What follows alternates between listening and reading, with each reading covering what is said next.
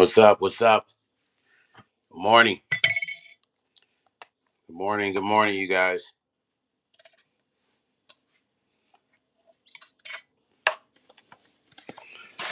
Good morning. What's happening? Good morning. Good morning to all of you.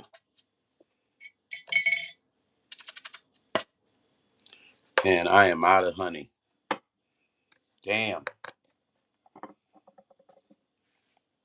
Out of honey. And I don't want to, I kind of usually heat the honey up a little bit before I put it in the microwave, but I don't want to really, I don't want to put it in there too long. Call some Akatar. What's happening, family? What's the word? Good morning, everyone. We'll wait for a few more people to come in. My moderator mistake. What's happening? What's going on, Cambodian mistake? Man, my honey is low. I'm trying to melt a little bit of it, but I don't want to take a chance on because I'm still trying to get my voice back right. What's up? What's up? Call someone Akatar. What's happening? Hey, Shu B, what's happening? Shu B, what's going on? We're gonna wait for some more people to get in. We going in. We're gonna go in, man. We gotta talk about some other stuff. I love music, but I'm a talker. I like, talking about stuff, man. So life and the pursuit of happiness. So we're gonna get in. We're gonna get into a few things. You know what I'm saying? Miss Figs in the house. Barbara, what's happening? Janet. Janet says, good morning, Stone. Good morning, Janet. Miss Jackson, if you're nasty. What's up, Janet? It's good to see you on here, Janet. It's been a minute. Well, Janet, you was on here the other day. Listen, last night was crazy. Listen, and I'm trying not to max out my voice. You guys, oh no. I'm trying not to max out my voice too much. I'm sorry. I'm trying not to max out my voice, right? But last night, when I tell you last night was incredible, last night was crazy. Oh shit. Last night was crazy with all the rappers that was on the live. Um, I don't even supposed to heat this up like this, you guys. I'm sorry. I heated up that honey, but you don't supposed to heat up plastic. I don't know what I was thinking, but I did it and I shouldn't have. Give me 1 second, you guys. I did it and I shouldn't have heated it up. So last night, listen, last night, y'all, let me say it. I'll say again before I get into my conversation. I have some of the best rappers that come on YouTube that come into my live, you guys. Some of the best. Last night was incredible. This compilation is going to be amazing. I set up last night after I got off the live and I put together some tracks to send out to the rappers that are going to be on the compilation. I actually got to send the tracks out. Some of them out this morning so we can get this compilation underway. I'm excited about it. It's going to be incredible. It's going to be historical. And I'm excited about it, man. For all those rappers that came in last night and joined me in the live. Who left a comment? Gina M.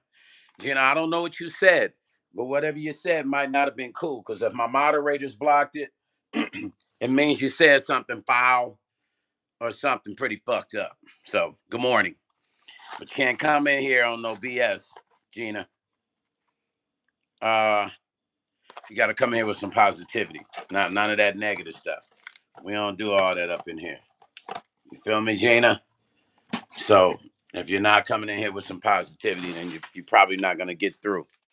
It's got to be all positive, Gina. That's the only way you're going to get through here.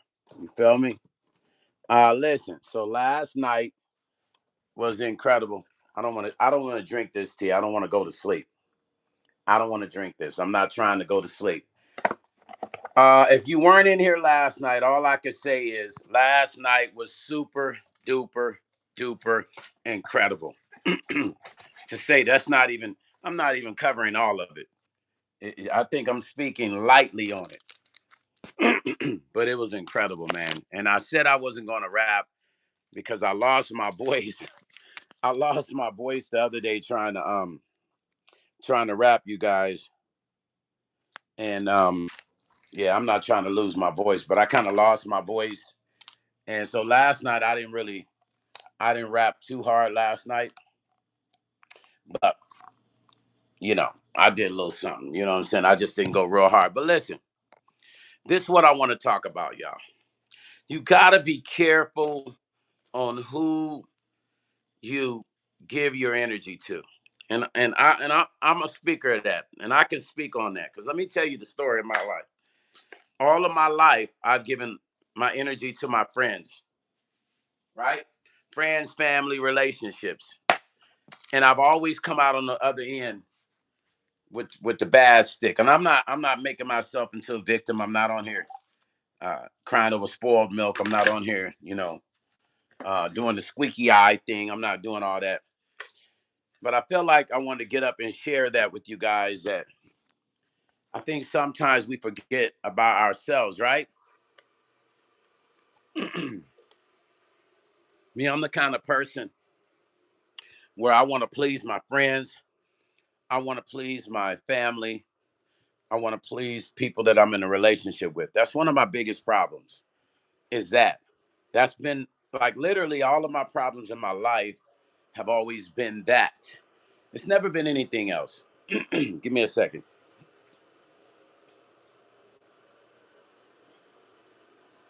Hold on. Sorry, I'm moving the phone around. That's literally been my problem, right? I consider other people more than I consider myself, right? I've always put 100% energy into other people. And I think we need to start learning how to love ourselves. When you can love yourself as much as you love other people, can you imagine how powerful that is? Can you imagine the things that you can manifest in your life when you love yourself more than you love other people? I mean, there's nothing wrong with loving other people, but I think there should be a balance. And you should love yourself a little bit more than you love other people, especially when you see that those people don't love you as much as you think they love you. Whether they calling you their friend or they calling you their loved one, husband or wife, it's all the same shit. It's all the same shit. I give 400% to everybody, and I'm burned out.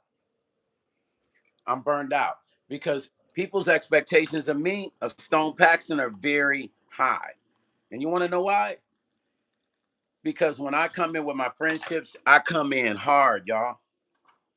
When I come in with my relationships, I come in hard. Y'all hear me saying 18,000 feet cruising? When I be saying that to the rappers on my live, that's what I'm talking about. 18,000 feet and cruising, smooth riding, no turbulence. Smooth riding, no turbulence. That's me. I give everything to my friendships. So what I've noticed is I understand a lot of times when they say, and I'm not making this into a racist thing, but I'm gonna give you an analogy. Let me give you an analogy of race relationships. Maybe it'll help you understand certain stuff. Even race friendships, black and people that are black and white that are friends, and people that are in relationships that are dating. I'm gonna give you an understanding. When there's a reason you see a lot of racist people saying they think all races should stick with that race. There's a reason they say that. Now, I don't believe in that because my family's mixed with a whole bunch of shit, right? But I'm just giving you a small analogy of that. You can have a friend that's of another race and still, unless that friend has indulged himself or herself into your culture, they'll still miss things about who you are. They'll still miss what makes you the way you are. They'll still miss why you like certain food. They'll still miss why your points are different than theirs. You understand what I'm saying? Like I'm using that as a little comparison, but that all of that has to do with it too, because I get along with everybody. I have all kinds of friends. But the fundamental conversation I'm having is giving so much energy to other people and then only in the end finding out that you might have been duped. You feel what I'm saying? You might have been duped, or you might be going through a situation where, you done given everything, and now the person is like, yeah, I ain't really feeling, I'm not really feeling our conversation anymore as our friendship, right? Or I'm not really feeling the stuff you're saying. Well, in reality, I don't think they were ever really feeling what you were saying, because obviously they weren't paying attention. Because if they were paying attention, you wouldn't have to worry about bringing the conversation up. If they were paying attention, you wouldn't even have to say, "Hey, are you listening to me? Hey, I'm trying to have a conversation with you. Like, what's going on? Like, can we talk?" You got to love yourself, man. You guys have to listen. We have to love ourselves, man, because there's so much that can be missing. And then sometimes you find out who's really your friend in the end.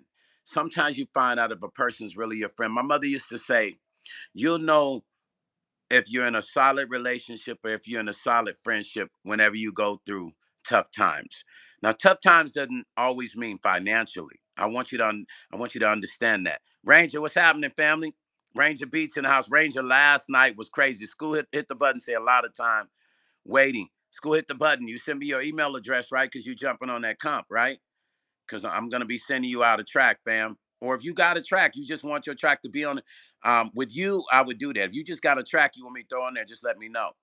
But mostly I'm producing it all. But for you, I would be like, if you got something, just send it and I will add it to the company. Shazamay, what's up? Um, Thank you for hanging out with us last night, Shazamay. It was incredible. It was incredible. Brother Jeffrey, what's happening? Hood Poetry said, question, how was it like being around the legend? Oh man, Rick was amazing, man. Let me tell you something. Hood Poetry, Rick, you can't even describe Rick James. And there's no words to describe Rick except for electrifying, unpredictable, amazing, loyal.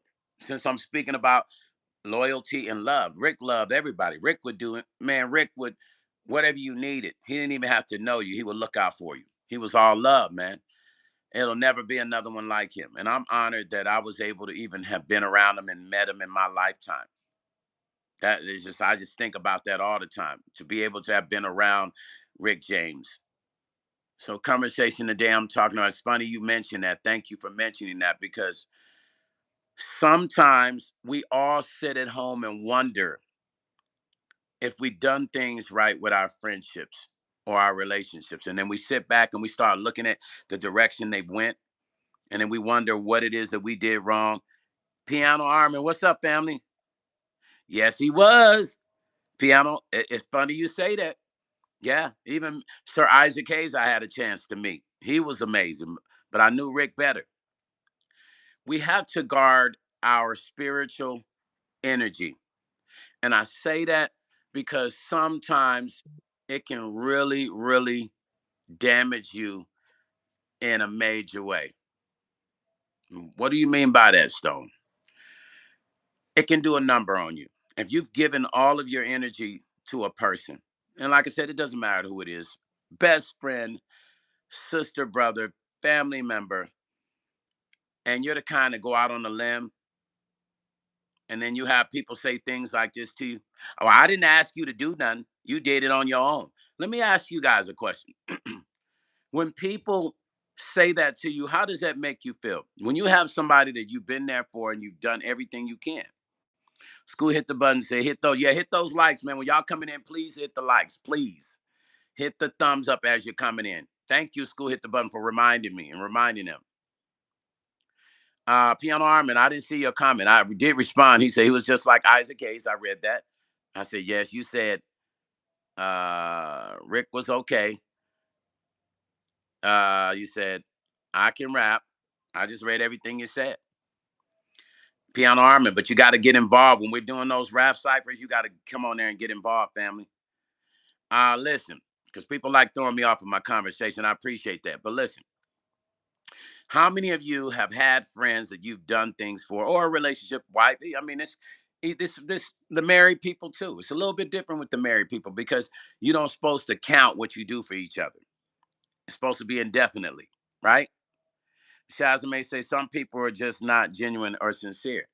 So Shazame, let me ask you, when you've done so much for a person and then people start counting what they've done for you, was what you did more sincere or was what you did even a fact or did it even matter?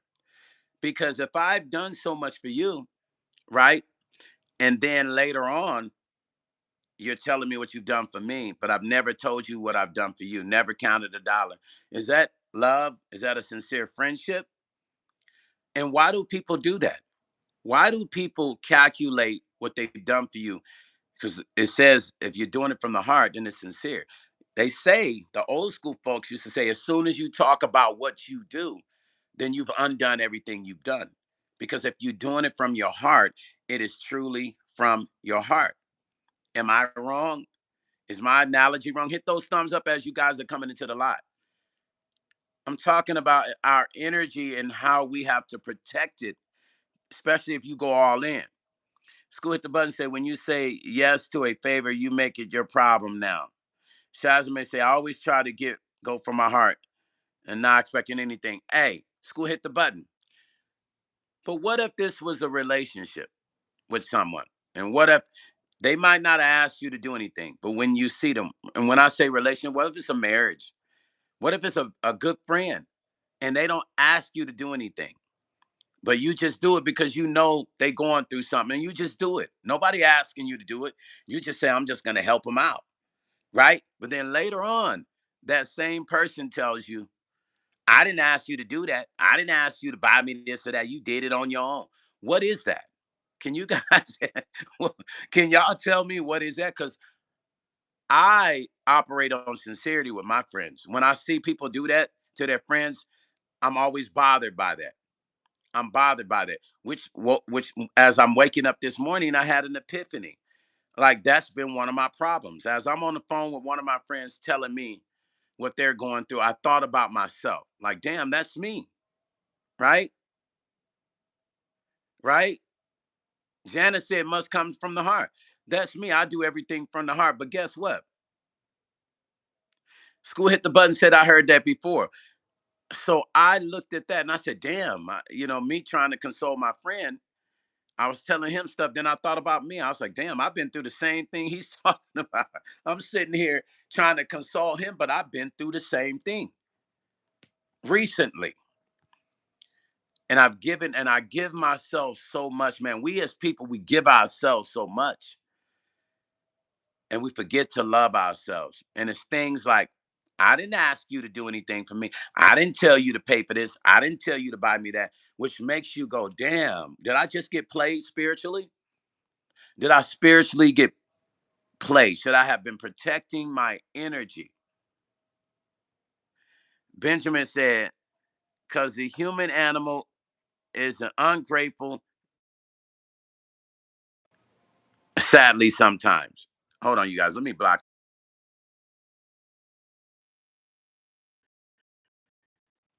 Sorry, you guys. Can you hear me? Somebody called me and I had to, let me know if you guys can hear me. Let me know if you guys can hear me. Jaguar King, you can take your monkey ass and go somewhere else. Get your monkey ass up off my channel. That's what you can do. You're coming in here early. You don't even know me. Or is it somebody I really know? How about that? Is it somebody else that I really know? You sliding up in my inbox talking that hard ass fucking bullshit. Go wash your ass and clean your mouth before you come up in my shit talking shit. Fuck up out my channel. Disturbing the peace, motherfucker. Uh Janice said, I am always grateful for what someone does for me. Yeah, Janet, we need more people like that. Because with my friendships with people, I go in hard. And it's interesting who that person, that Jag person was yapping. What do people do on YouTube? They yap, right? So you probably don't need to be on YouTube because you're gonna go through a whole bunch of channels that motherfuckers are yapping. So take your motherfucking peanut headed ass and go somewhere. Janice said, you have to protect your energy. Exactly. Okay. That's all I'm saying. What I'm saying is I'm waking up with that energy telling you guys, like, hey man, I understand Sometimes it takes us to hear other people talk to respect what we have been through. You feel what I'm saying? Like to respect and put an eyeball on, damn, I go through that same thing. Once again, one of my biggest problems is I go hard on my friendships. I go hard on my relationships. I go hard on respecting my family members. I put everything, I've had to change a lot through the years, you guys, because I put everything before I myself. And and it's never turned out great for me. I'm not even gonna lie. I wish I could say it did, but it has never turned out great for me. So me talking to my friend this morning, listening to him talk, I had to reflect on myself. And then I had to tell him, bro, honestly, I can't even, I'm not even gonna put no cap on it, bro. Like I just went through something like that. So we got to help each other because now this is gonna make me analyze why I do some of the shit I do, knowing that I'm gonna get Lil Red say, Lil Red Ghetto, what's up, family? Movement boy, Lil Red Ghetto, movement boy said, facts. Thank you, family. I appreciate that. Listen, if you're not subscribed to the channel, family, we do some cool beat making, live beat making here with all my rappers coming in, commenting, bro, and rapping and stuff. It's been crazy. I got this compilation I'm putting together, you know what I'm saying? And I'm looking for other artists to be on it. But this morning I had to reflect on why I go through some of the stuff I go through. And some of it is self-inflicted, y'all. I'm gonna be honest with you. Some of it is self-inflicted because I put so many people before myself. And I never go, man, I need, I gotta love me too. I gotta love me too, especially when I know people ain't loving me the way I'm loving me. I gotta love me too. Hit the thumbs up when you're coming into the live, you guys. Please, thank you. I gotta love me too. For instance, this compilation I'm putting out, I'm putting energy into cats I don't even know, but that's what I do. I'm putting energy into cats from around the world. I'm putting their projects out. I'm helping them continue to increase their legacy as an artist. That's what I'm saying. I give everything to help other people. But I woke up this morning with an epiphany that I said, let me share this because somebody might need to hear the fact that we got to love ourselves. And it's okay. It's okay if you decide to say, I'm loving me. It's okay, y'all. It's okay if you said, I'm going to love me. There's nothing wrong with that. There's nothing wrong with y'all loving you. There's nothing wrong with you saying, I'm going to think about me today. Lil Red, thank you, family. I appreciate it. Lil Red, listen, last night was crazy. You got to go back and look at my live. When I tell you last night was crazy, listen, Cass was battling live. We had a rap cipher live, bro. When I say it was crazy, Red, it was amazing, man. I got some of the best talent from across the world on my channel. Benjamin Padilla. So what's up, Benjamin? He said, the only thing I don't like is when someone expects to be bowed down to if they do a favor for you, and it's hard to write down each situation is off. If I do a favor, I don't expect favor but loyalty. Thank you, Benjamin. Benjamin, what Benjamin just said is solid. He says it's crazy how you do a favor for a person. He said it's crazy. He said only thing I don't like is when someone expects to be bowed down to if they do. When somebody, he's saying when somebody does do a favor for you, they expect for you to bow down to them. That's another that's some of the other shit I hate. When you might call on somebody for some help and they remind you every minute, or they want you to kiss their ass because they helped you or because they did you a favor, then you didn't do it out of the kindness of your heart. You did it for whatever other reason. You weren't godly with that one. You were just self-righteous with that. You did that out of self. Don't you understand? I want y'all to understand this, man. Do you know how hard it is to find the right people to be your friend in life? Do you know that right now, these days, we're dealing with not even knowing who are the most solid people around us? Do you know that it's hard to find solid friends? When you got good people in your life, you have to embrace that. It is rare to find good friends. I'm telling y'all, man. Name me. I want all of y'all to give me 10 good friends y'all got that y'all can call up for anything. You stranded in the middle of the desert, they gonna drive out there and get you. They gonna be like, all right, I'm coming. Where you at? How many of us got 10 friends that will come out in the middle of the Mojave Desert to come get us while we're stranded with no money, with nothing, no gas?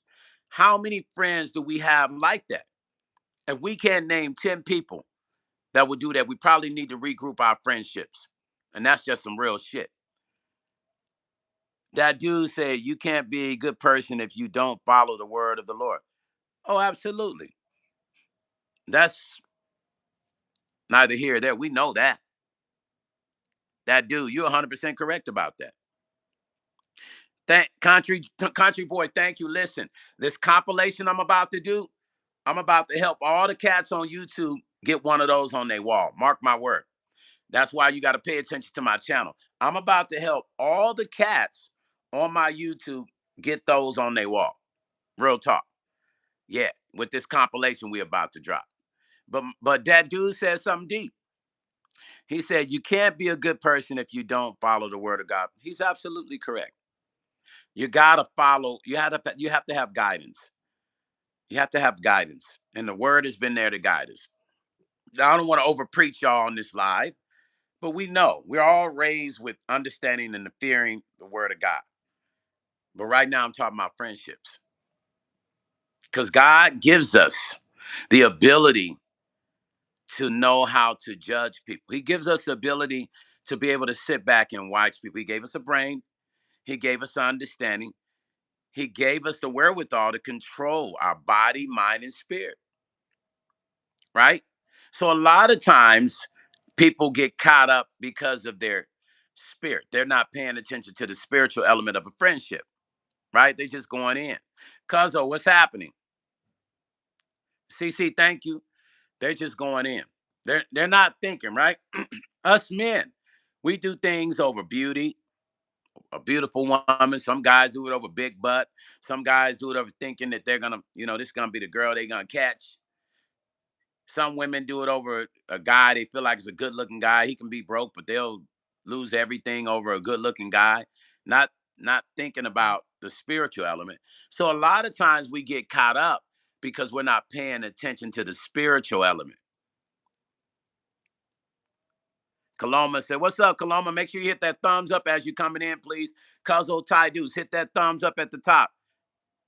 That dude, please hit that thumbs up at the top, y'all. I appreciate y'all. Show some love, y'all. That's all I'm asking y'all. Come in and hit the thumbs up. Janet, did you hit that thumbs up? Janet said he gives us discernment. He does. He gives us discernment. Most don't use it. Most of us, even I'm guilty of not properly using it through the years. Although I've gotten better, I'm not even going to sit here and say I haven't. I have gotten better, but I slip here and there. But what bothers me, for instance, I don't want to keep bringing my ex-wife up. I don't like doing that, right? Because I don't try to give her no power. That's why I don't mention her name. But let me show y'all something.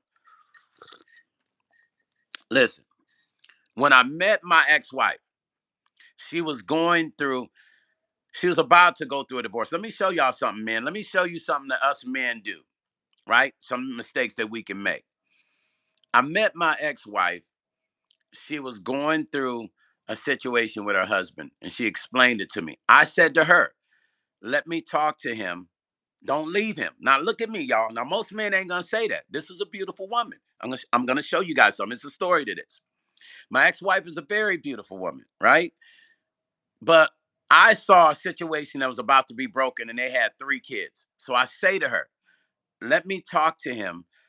You got 3 kids with this guy." I say to her, right? I say, "Yeah, don't leave him. Don't do that." It's just what I said to her. At the time, she worked at a jewelry store, right?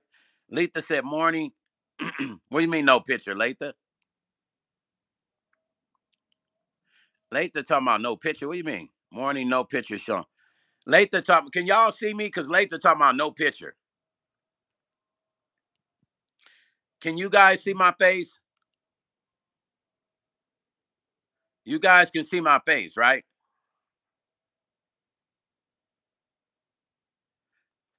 Tell me if you can see my face. Okay, Letha, what are you talking about? Letha talking about, it might be your phone, Letha. You might want to go out and come back in. But Letha, hit that thumbs up as you're coming in. Let's get back to the story. So my ex-wife, I met her at a jewelry store because I had a cell phone store in the mall. It's one of my investments at the time. I own some cell phone stores, and I met her, right? And then she started to tell me her problems. Now, let me show you how we can do each other as humans. Men and women do this to each other. That dude, yeah, Cuzzo, talk to that dude.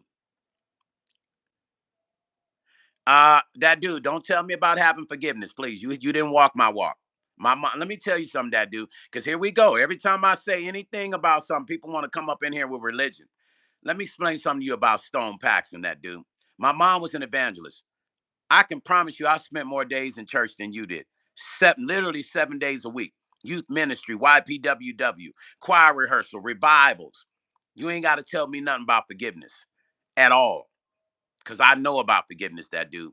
I know well about forgiveness. Now let me finish my story. Y'all want to be preachers, go preach in front of a motherfucking church.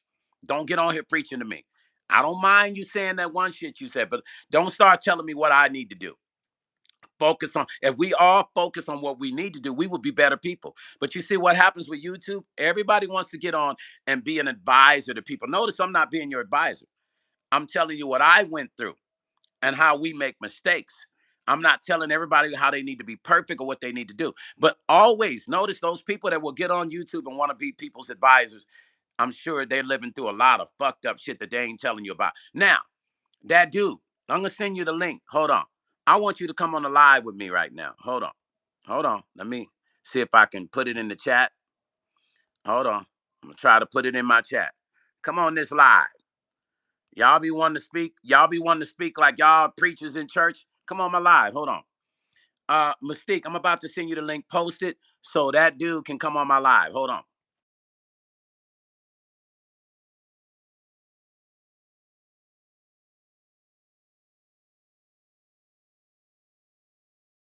I don't know. I was trying to find my live link and I don't know where the hell it went. God dang it. Shit. Anyway, let's get back to the story. So don't tell me to forget my ex-wife. That's on me. You're not God. You're still a sinner and you're trying to live your life right. Every day is a new day for all of us. So don't tell me to forgive her. And you don't know if I forgive her. And if I didn't forgive her, that's my right if I don't want to forgive her. So let's get back to the story once again. And you're always welcome to leave my channel. You coming across this channel, hit the thumbs up. Anyway, there's somebody that went through what I went through. And I'm sharing this story. Maybe it'll help them with being able to speak their story or deal with maybe possibly going, okay, I get it. So I met her. So she was telling me her story. I told her, do not divorce your husband. You got 3 kids. And she was telling me how he's brainless. That's what she would say. Oh, he's brainless. I say, well, shit, nobody's perfect. He's brainless, but I said he must not been that brainless. You made 3 kids with him. Hold on, my cousin said something. Let me read what my cousin said. He say, that dude, we are all evil, corrected to all have fallen short. Romans 3:23, which aligns better with Hebrew thoughts. Pray for our sins and corrected atonement and life through him, which is a Torah based. Now you heard my cousin just spit that to you. My cousin just spit that to you. That dude, he just spit that to you. So there it is. Now, so as we're at the mall, we're talking. She's really set on trying to get rid of this man. I don't, and I of course, I don't think it's me because I'm just a dude having a conversation with a woman who just happens to be a beautiful woman. So I'm telling her like, no, I don't think you should. I say honestly, and over maybe a month or two time of conversations, I'm constantly telling her, well, let me talk to him. She said, oh, he doesn't want to work. He doesn't want to take care of his family. He's lazy. This all the stuff she was telling me. Benjamin say, that dude, each one gives his own example, his own account to God. Don't be quick to judge, sir. We all render our own account saying God doesn't make you better. Keeping his laws is good. And we all fall there. Thank you, Brother Benjamin, my cousin Ty Deuce. Thank you guys for that. Because we get these religious folks in here and they start trying to come at me like I'm a dummy. I'm 55 years old. I know the game. I'm not a dummy.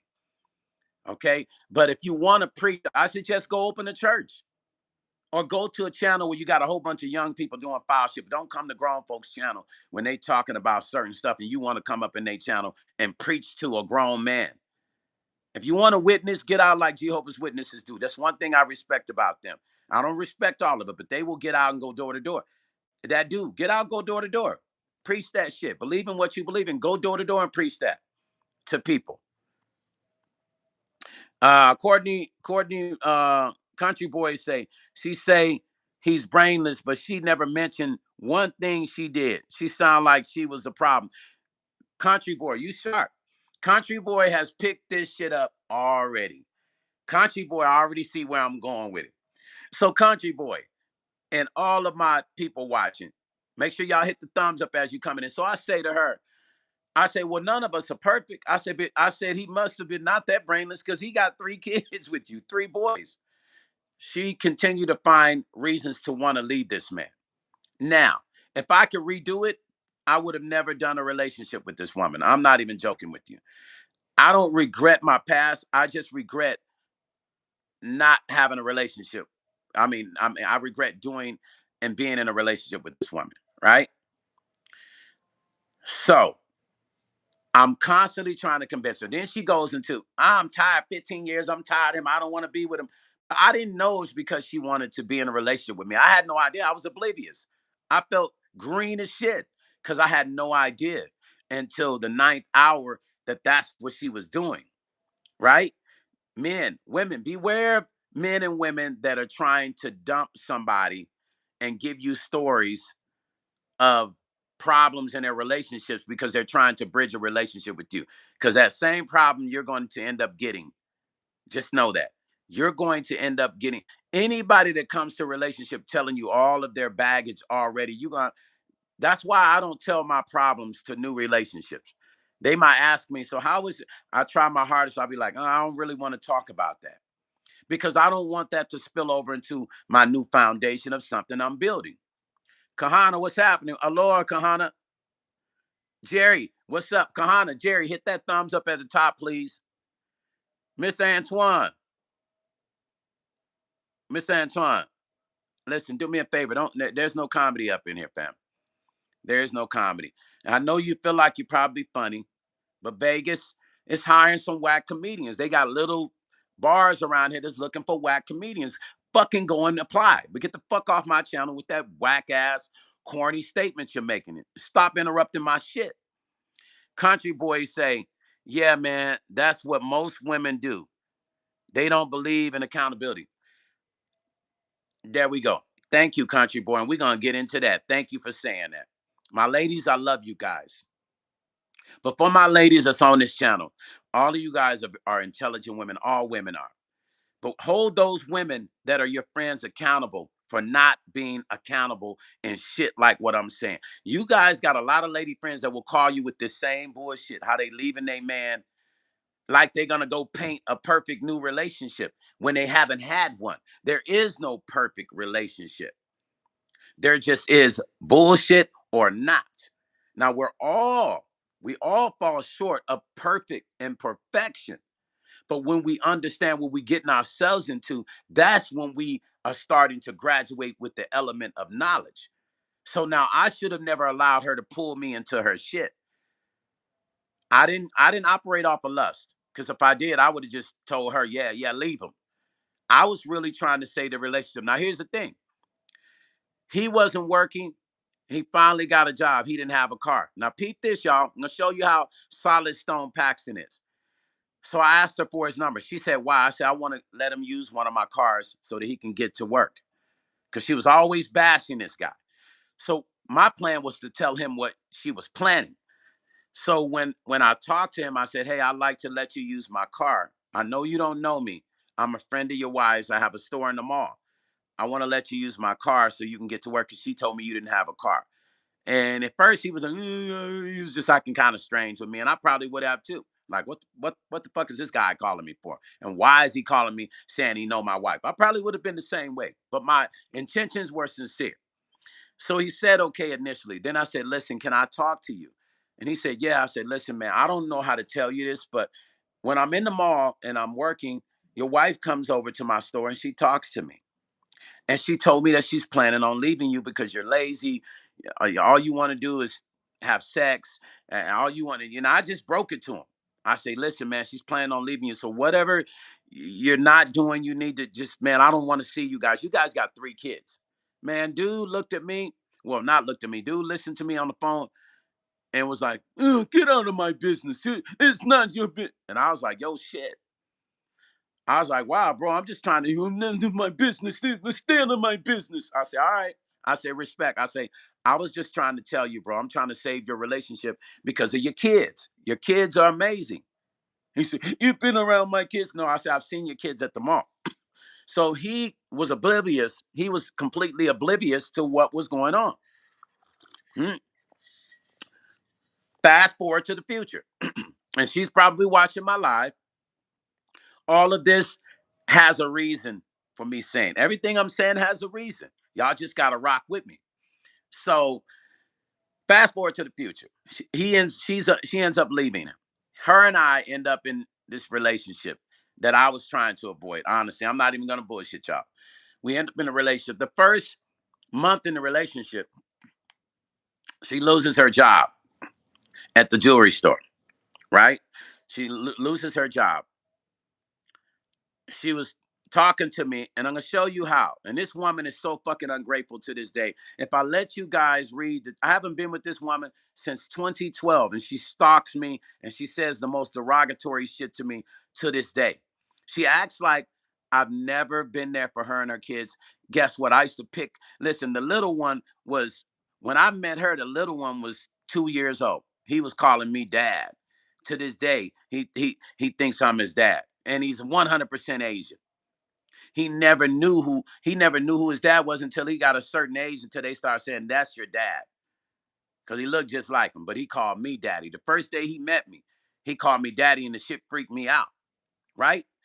So we go into this relationship for maybe about 7 years, right? And I went all in because I love kids and I don't like to see kids suffer. Those boys didn't have a dad, so I was there for them. I would pick up the kids from school, feed them. Now, dig this. This is while I have a career in music. I've done this 2 times in my life. I've dated women with kids. I don't want to do it no more. I'm tired of it, y'all. No offense to the women with kids, but the shit that I got on the other end, I got nothing back for that shit. Nothing. You understand what I'm saying? I picked him when she finally got a job again. I picked him up from school every day. Even when she didn't, I would pick him up, talk to the teachers, feed him. And I love that little boy. You understand what I'm saying? I go back and watch the videos of the time that I spent with all 3 of those boys, and it was magical. Imagine, here's a black man raising 3 Asian boys, talking to them about life, crying with them, playing uh, uh, games with them, teaching them martial arts. Y'all understand what I'm saying? But here's the treacherous side of friendships and relationships. When it was time to walk away from this relationship, it was hard for me, but it was so toxic because this woman didn't want me to have, she didn't like none of my friends. She didn't like some of my family members, she didn't like. She didn't want me to have friends. She wanted to ostracize me. She didn't want me to be around nobody. She wanted to be by myself. Now, there's some women going through this too. Men don't just see, people think only women go through this. Men go through this shit too. Y'all always see people love to just make everything about only one side of the coin with this. Men go through this too. Understand that, y'all. Men go through this. I couldn't have friends. Every friend I had to her was full of shit. She didn't like them. She didn't want me to be around them. I took care of those kids. I picked them up. I took them to school. I fed them. The first week we were together, she was telling me she couldn't pay her insurance. Now, she didn't ask me to pay it, but come on, y'all. She was saying, I don't know how I'm going to pay my insurance. And I was like, you need me to pay your insurance? No, if you want. So later on, she threw that in my face. I didn't ask you to pay my insurance. She was losing her house. The association was taking her house. I did all the paperwork to save her house twice. The mortgage company was trying to take her house the second time. I did everything, all the paperwork, redid the paperwork to save her house. The third time they tried to take it, I had a friend come in and buy the house, assume the house so that she'll be able to keep the house and have a place for her boys. Long story short, she ended up having to move in with me. I already had my assistant living with me at the time. Her and her sons fought my assistant in my house when I wasn't there. I'm just showing y'all some shit, right? And in the end, out of everything I did for those years, to love that woman and her kids, as soon as she saw that we were not going to be an item, she told me I could not see the boys anymore. When we started a relationship to go backwards, she's a Jehovah's Witness. They disfellowshipped her because they wanted to know why she was divorcing her husband. She didn't, obviously, it wasn't a good enough reason for them. So they disfellowshipped her. I stayed in her corner the whole time. I'm a Buddhist. She was a Jehovah's Witness. I stayed in her corner the whole time. I convinced her to keep going to the Kingdom Hall until she gets reinstated. I convinced her this. Listen, don't stop. Just keep going. They're going to reinstate you. Keep going. She said, well, we need to get married. Now, I can't really disclose so much about the marriage thing on here because it's a whole nother level to that. All right. And I can't really say because it's some crazy shit. But anyway, we got married so that she can get reinstated. Now, once we got married, they allowed her. And if you don't understand how Jehovah's Witnesses work, if they divorce somebody with no reason, or if they do something foul, they get this fellowship, and their family and the church don't speak to them. So she was able to get reinstated, because I supported her. And then I married her, and she was able to get reinstated. When I saw that she was trying to force me into becoming a Jehovah's Witness, I felt first I was rocking with it, y'all. I was like, all right. But then I realized, why am I doing this for her? Why am I becoming a Jehovah's Witness for her? And I start to hear the things my mom used to say to me. If a person loves you and they love you for who you are when they meet you, they should never try to change you. Because when they change you, then they're changing you into something they want, and then they will stop liking you. Now, that's what my mother used to say. They said they met you and they liked you for a reason. So if they can change you, they're no longer going to like you once they change you because they've made you into what they want, and you're not the person they met. So she wanted me to be a Jehovah's Witness. So I asked her one time, will you go to the Buddhist temple with me? I knew that was a far cry, right? Because I didn't think she would do it, but she did it because she's a Jehovah's Witness. She went. The whole time she was at the temple with me, she was laughing. Literally, while I'm meditating and chanting, she was laughing. She got up. They came over and said something to her. She got up and she went to the bathroom and was in there for an hour. And somebody went in. I guess one of the women was like, "Are you okay?" She's in the phone, on the phone talking loud. Very disrespectful to me. I still maintain my stability and respect for her, even though she was being disrespectful. I got to the point that I felt like it was too much. I couldn't deal with it. Being turned into a Jehovah's Witness against my will because I was only doing it for her. Here, and this is what I mean about giving so much of yourself and losing yourself, loving something more than you love yourself. I was loving the sanctuary of a family more than I loved myself.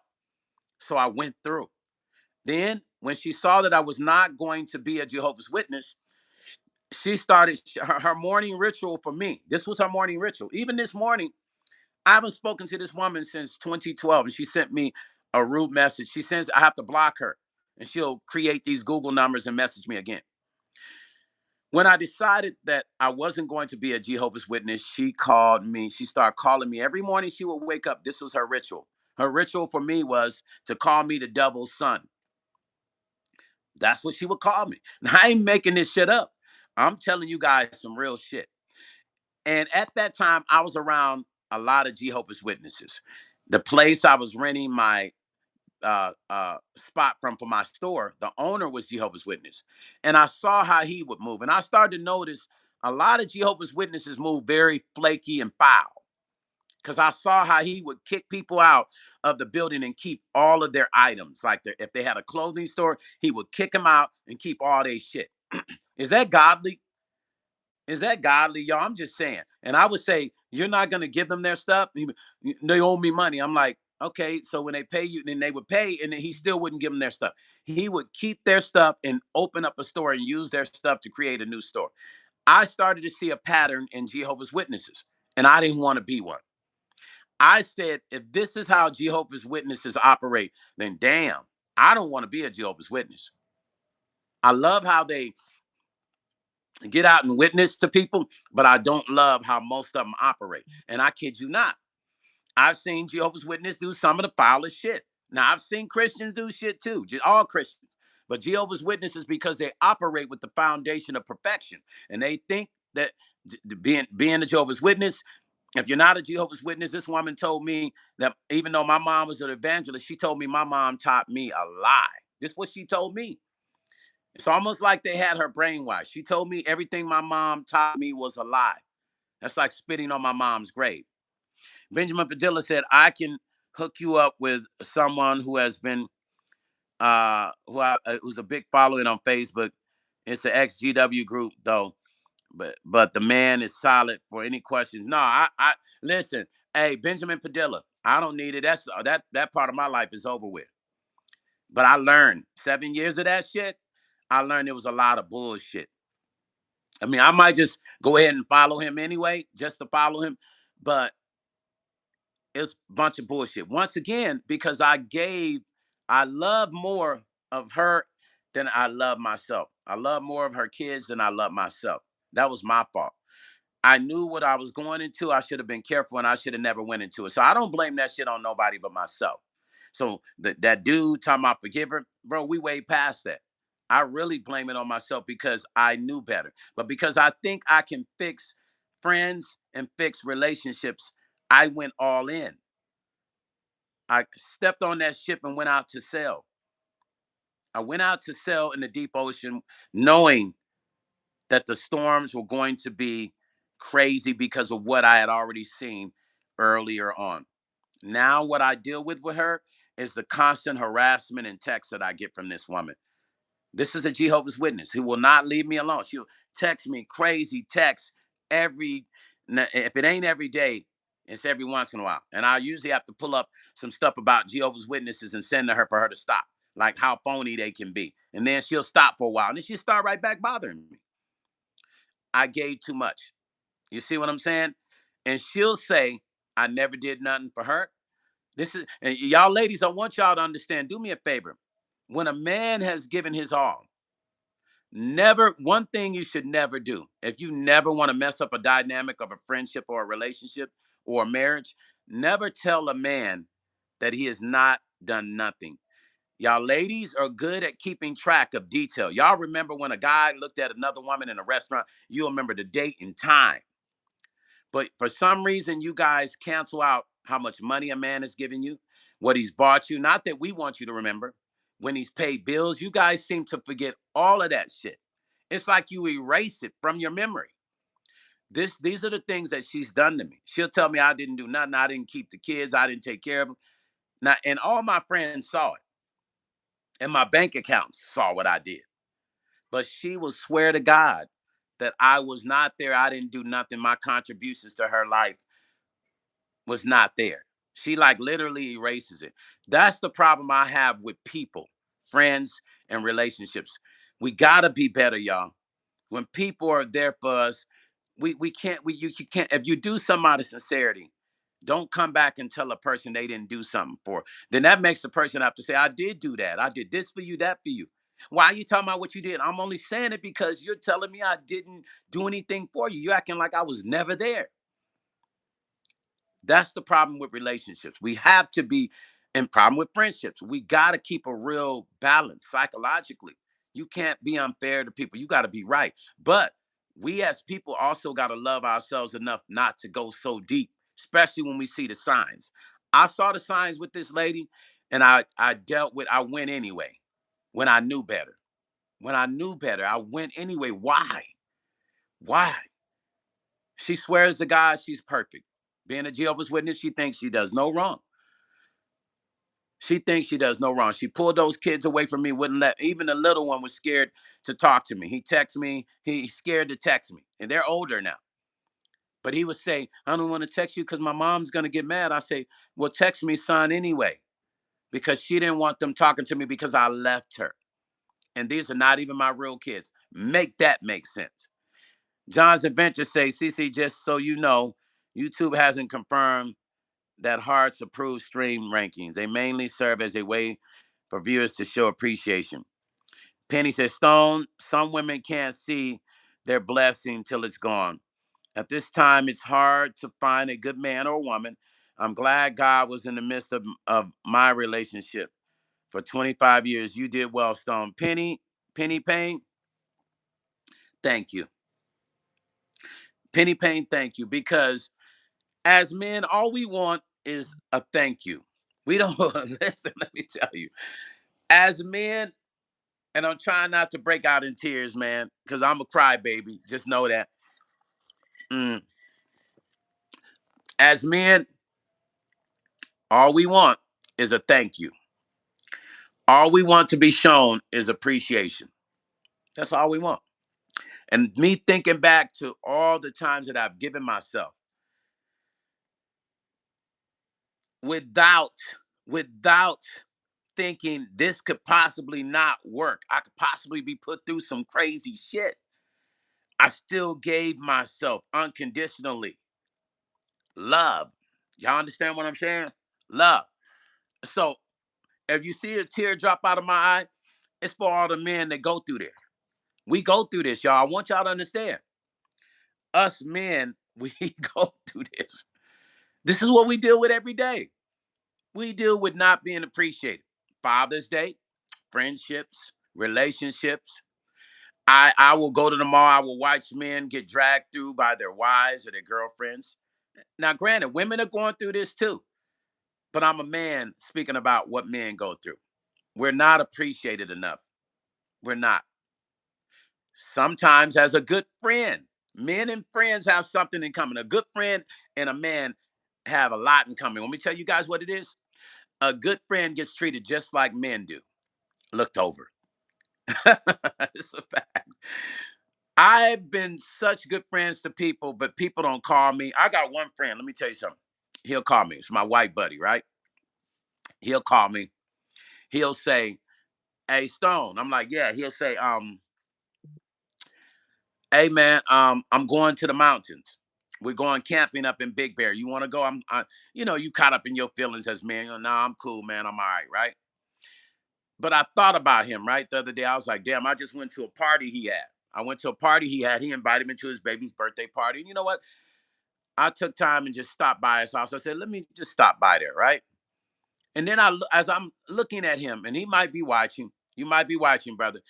I was looking at him, right? Yeah, you guys hit the thumbs up as you coming into my life. I was looking at him and I said to myself, this dude has been a good friend to me all my life. Real talk. That's a friend. That's an example of a friend. Friends don't just call each other when they need something. Friends are there when you need a conversation. Friends are there when you just need somebody to talk to. Friends are there when you just need somebody to go sit down and eat with and just shoot the fucking breeze.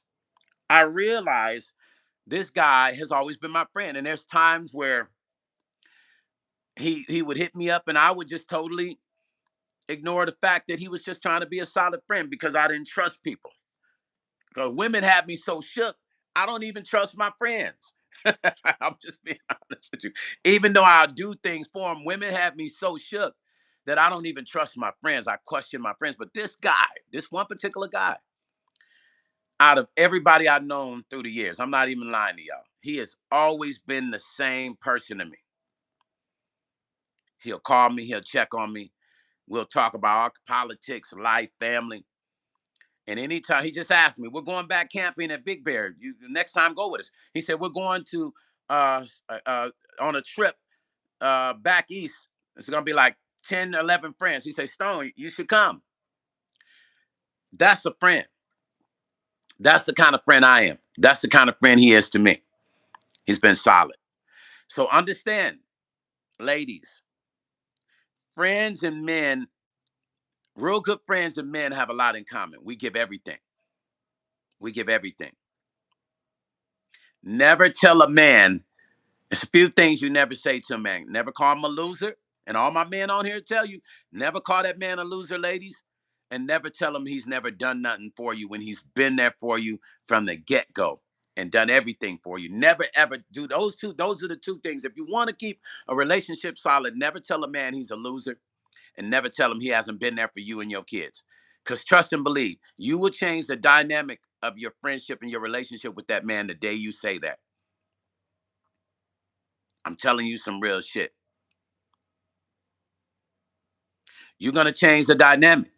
Because that man right now, there's some men right now at working hard for women that have kids that are not theirs. They're at work right now, sweating for the paycheck to come back home and give to her and take care of her kids.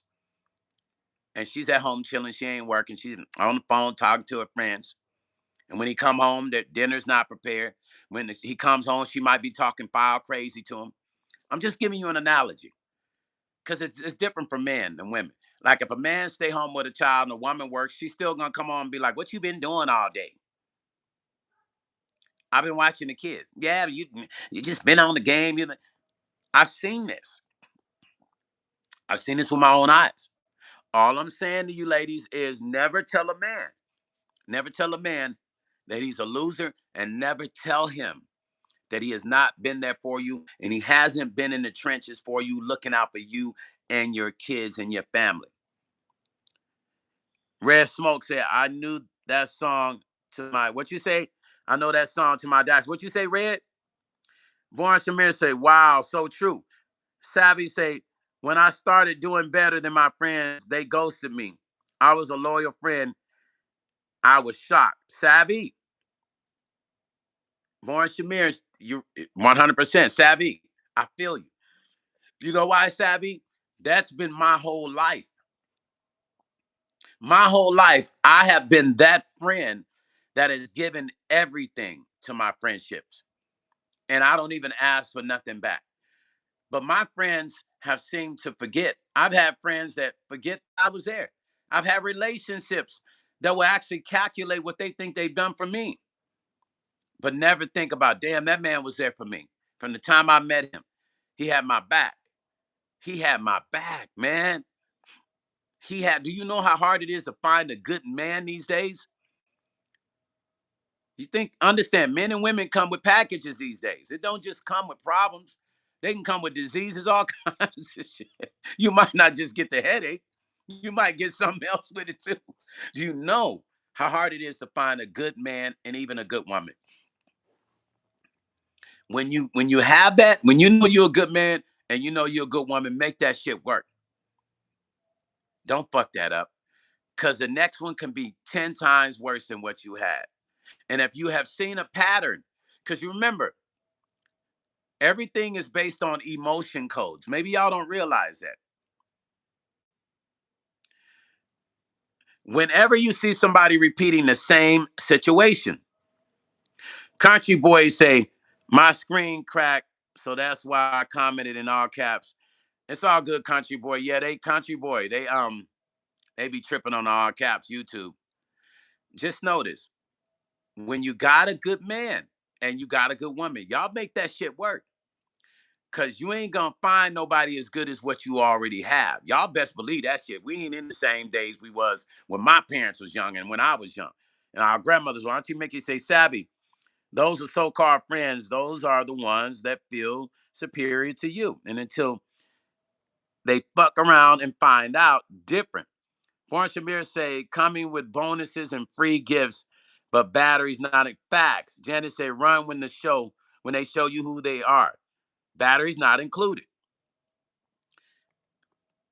Red Smoke say, don't wait.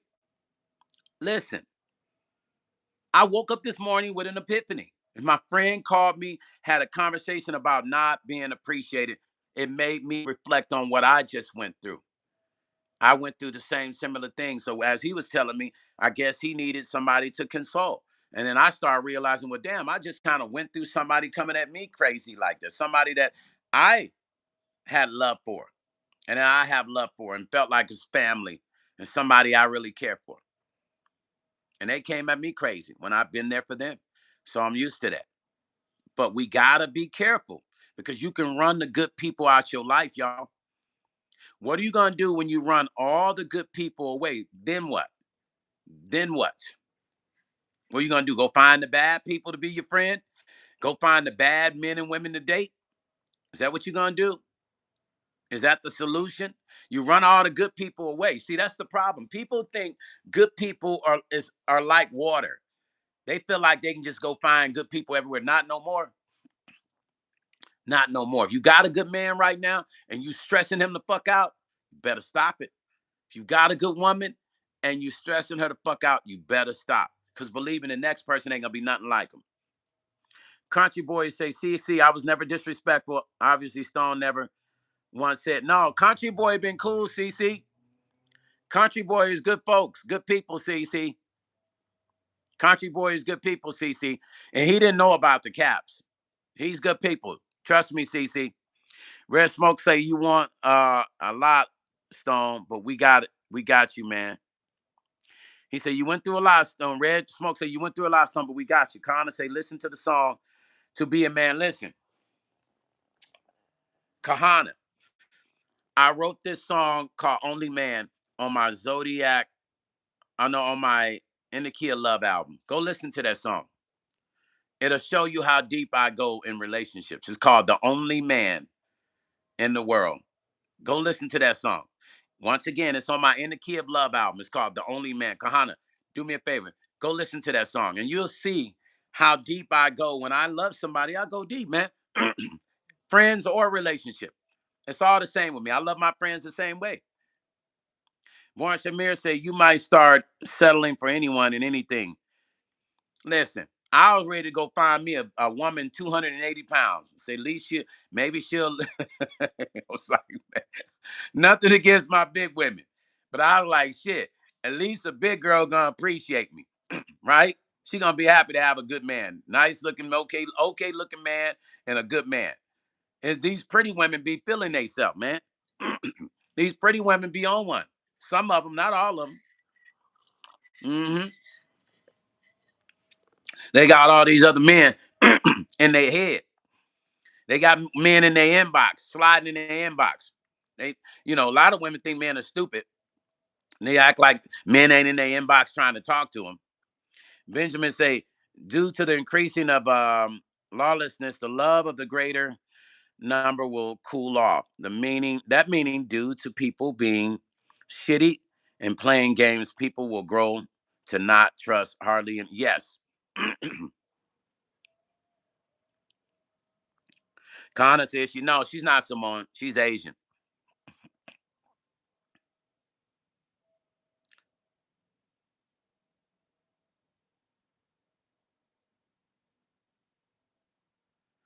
Yeah, Country Boy's been good, CC. He sure has.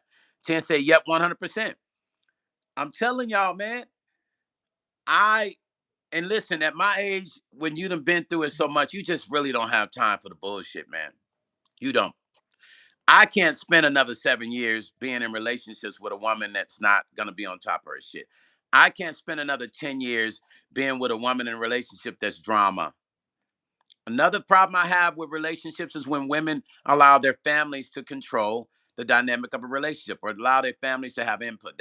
I've been through that shit in 3 of my relationships where the family want to have input. They want to say how they don't like a person, say what they like, and you got to talk to them, all that extra shit. I don't subscribe to that. If I date someone, the first thing I look at is if they got kids and how their kids are responding to the fact that their mom is with me. If the mom starts saying, yeah, my sons or daughters are asking questions, what the fuck they want to know? Fuck they need to know about me. They'll get to know me in time. Or they have opinions. Who the fuck are they? They got their own lives. These are the problems that cause situations in relationships to go foul. Red Smoke, we are later, Red Smoke. Yep. Warren Shamir said the ladies who get overlooked based on aesthetics sometimes most genuine. I just can't help being visual. I can't. Yeah, I know you're right. Sixta say we support you and really appreciate what you bring to the table, Stone. Fuck them haters, hating ass people. I appreciate you for that. I really do, fam. Country boys say, CC, everybody not against Stone. He's a cool guy. Do your job and target it. Yeah. CC, Country Boy is good people, CC. Honestly, he's good people. Mystique and CC, he's Country Boy is good people. Listen, I didn't want to get on here and You guys see me, shed a few tears. I didn't want to do that, but I can't help what comes out that's real. I didn't cry like I do when I talk about Angie. I'm glad I do, because when I talk about Angie, that's it. I can't hold my tears in when I talk about Angie Stone. But I just wanted you to understand that we're dealing with a dynamic where we've forgotten to love ourselves. And when we forget to love ourselves, then we forget what love really is. Because truly, love is us loving ourselves, man. And in the meantime, we can learn how to love people. That's the real truth. We've forgotten how to love ourselves. So therefore, we're giving all our love away that we should be giving ourselves. Hit that thumbs up as you guys are coming into the live, please. Thank you. I appreciate you with love, man. Every last one of y'all. Master Junior say, read mine. Master, where you at, Master? Hold on, let me find it. Master Junior wrote something. Hold on. Master Junior said, I don't love women. I love BMW. Stop thinking about girl. This is to the boys. Start thinking about cars and money. Hey, Junior, you still young, Junior. Junior, you still young, Junior. Cars and money. I mean, Junior has a point. He's young, but my mom used to say, you chase your dreams, you don't go broke. You chase women, you go broke. My mom used to say that. I'm just saying. My mom used to say, son, chase your dreams, son. Don't chase the women. That's why I ended up not having kids. My mother and my aunt used to say little things to me and get in my head. So I chased my dream. I don't have any of my own kids. I've raised kids through relationships. The reason why I don't have any kids because I chased my dream. And I love my dream. It's a career. I chased that. I never chased women. I never got any girls pregnant. I was never trying to hook up with every girl I saw. I was different. But I love people. I don't have to know you to love you. I used to go out and buy my friends clothes. I don't have to know you to I don't have to like be in a relationship with you to love you. I'm just a loving person. I look out for my peoples. Reaper Mike said, women ask me if I go to therapy. I told her I don't need therapy. This is my final form. See, you hear what my boy just said, Reaper Mike said? Why would why would why would somebody assume does he go to therapy? Y'all see what I'm saying? When you hear a woman saying this, that's a woman or person that has a problem. As soon as a man starts expressing how he feels, it's similar to um, issues with black and white people having discussions about racism. Relationship shit is similar to that. I can tell you why. When it comes to men and women, the dynamic of conversation is as similar as two racist people trying to talk to each other. Why are you racist? A man can pour his heart out, and women will deny what the facts are. They'll act like it doesn't exist. But then they'll say something and want a man to believe in that as facts. When we both need to come at the table and get an understanding and say, you know what, you're right. That was wrong for me to do. And then I say, you know what, you're right. That was wrong. We need to be better with this. We need to make ourselves better. Born Shamir say, same, bro. And I'm a teacher. So that is my way of giving wisdom, love, and love of a fatherly figure. Born Shamir, thank you. The Big Dice Chronicle says, Stone, great afternoon. Great afternoon to you in chat. What's up, Big Dice? He say facts, talk. Women and men relationships dynamic is like two racist folks talking. And now, fellas and women, do y'all agree with me? Have you ever seen two people, one racist person, talk to a non-racist person and their views they never agree upon? That's men and women. That I promise you. Get four women in a room and four guys and bring up a subject and they will not agree to it. Women might get muted, but they're gonna leave there and be like, hey, full of shit. They ain't on that. That's the problem. Why we can't ever solve no shit. Listen, tips say communication is essential. Ty Rob say Stone. You hope all is well. Hey, what's up? Ty Rob, what's up, family? Hit that thumbs up, y'all. When you coming in, gun toting preacher, what's up, family? Hit the thumbs up. Big Dice, can y'all hit that thumbs up? Ty Rob, please hit that thumbs up. At the top, please. Thank you. I appreciate y'all. The dynamic with men and women is like one racist person talking and another racist person talking to each other, trying to make each other believe why their theories on racism are not right. Same thing with relationships.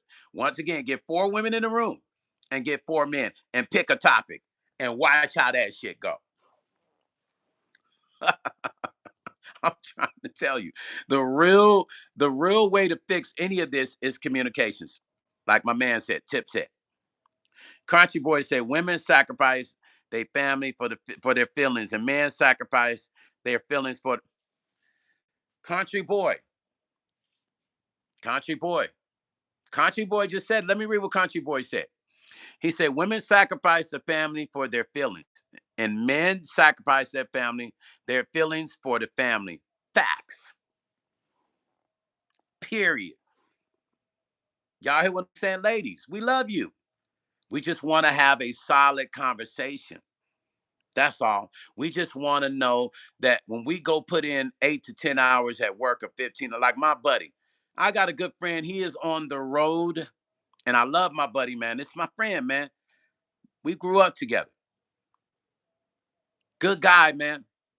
Former gangbanger, former blood, really involved. When Jim Brown did the original Bloods and Crips truce, he was a part of that truce. Changed his life.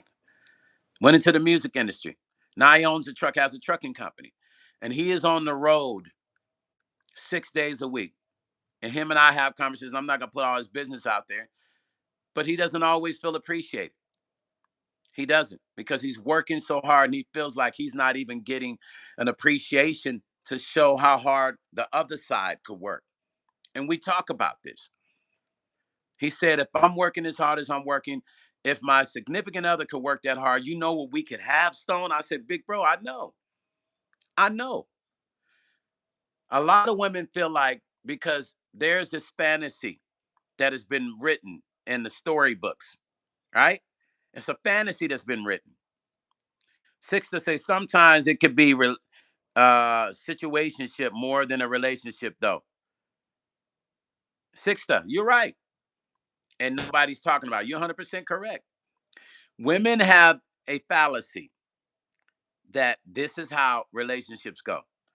The man go work, I don't do nothing but sit home and chill, and he gonna take care of me. The Bible says, when you work, you eat, and when you don't work, you're not gonna eat. I mean, that they didn't just say man. Of course, it says men, when you work, you eat. Woman too. People think it was just made for men, that passage about, you want to be successful. You can even ask God to will things, but you got to work towards it. So when men work, if without work, you're not going to eat. That also applies to women. I just think we got to get out of that whole concept of a man supposed to go and do 7 days a week, 15 hours a day and take care of a woman. If he wants to take care of a woman, then that's his choice.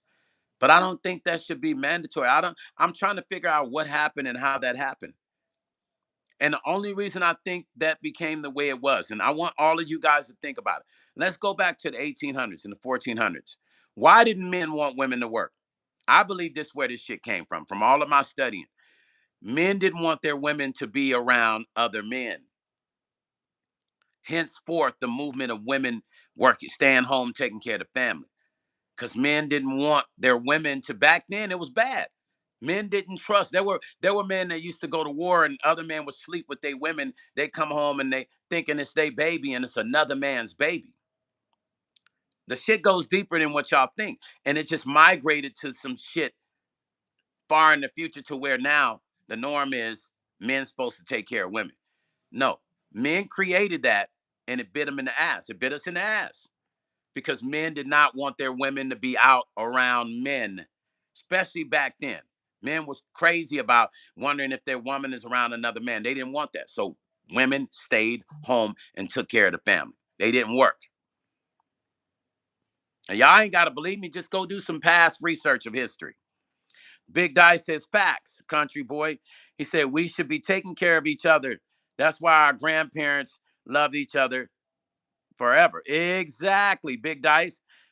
Country boy said the big dice, just know God reset your life for the better. Fat Boy World say men should be the head winners, breadwinners. Women should be mothers and support. Um, Fat Boy World. That's true. When you have a baby, they should take care of that baby. But until they have a baby, if they ain't got no family, their asses should be working like men should be working to better the situation for both. Then if they have a family, yeah, that makes sense. You don't want nobody else to babysit the baby, right?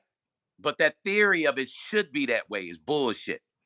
Now, if the woman has a baby, yeah, I think she should stay home and take care of the family until that baby becomes a certain age. And I think that she should go work. It's better to build together. When you get married, it's a unity, right? It's a unity. What yours is theirs, what theirs is yours. How can anything of that person be yours if they ain't built shit and everything is yours? So for the men to think that men should be the breadwinner, a man should be a man, yes.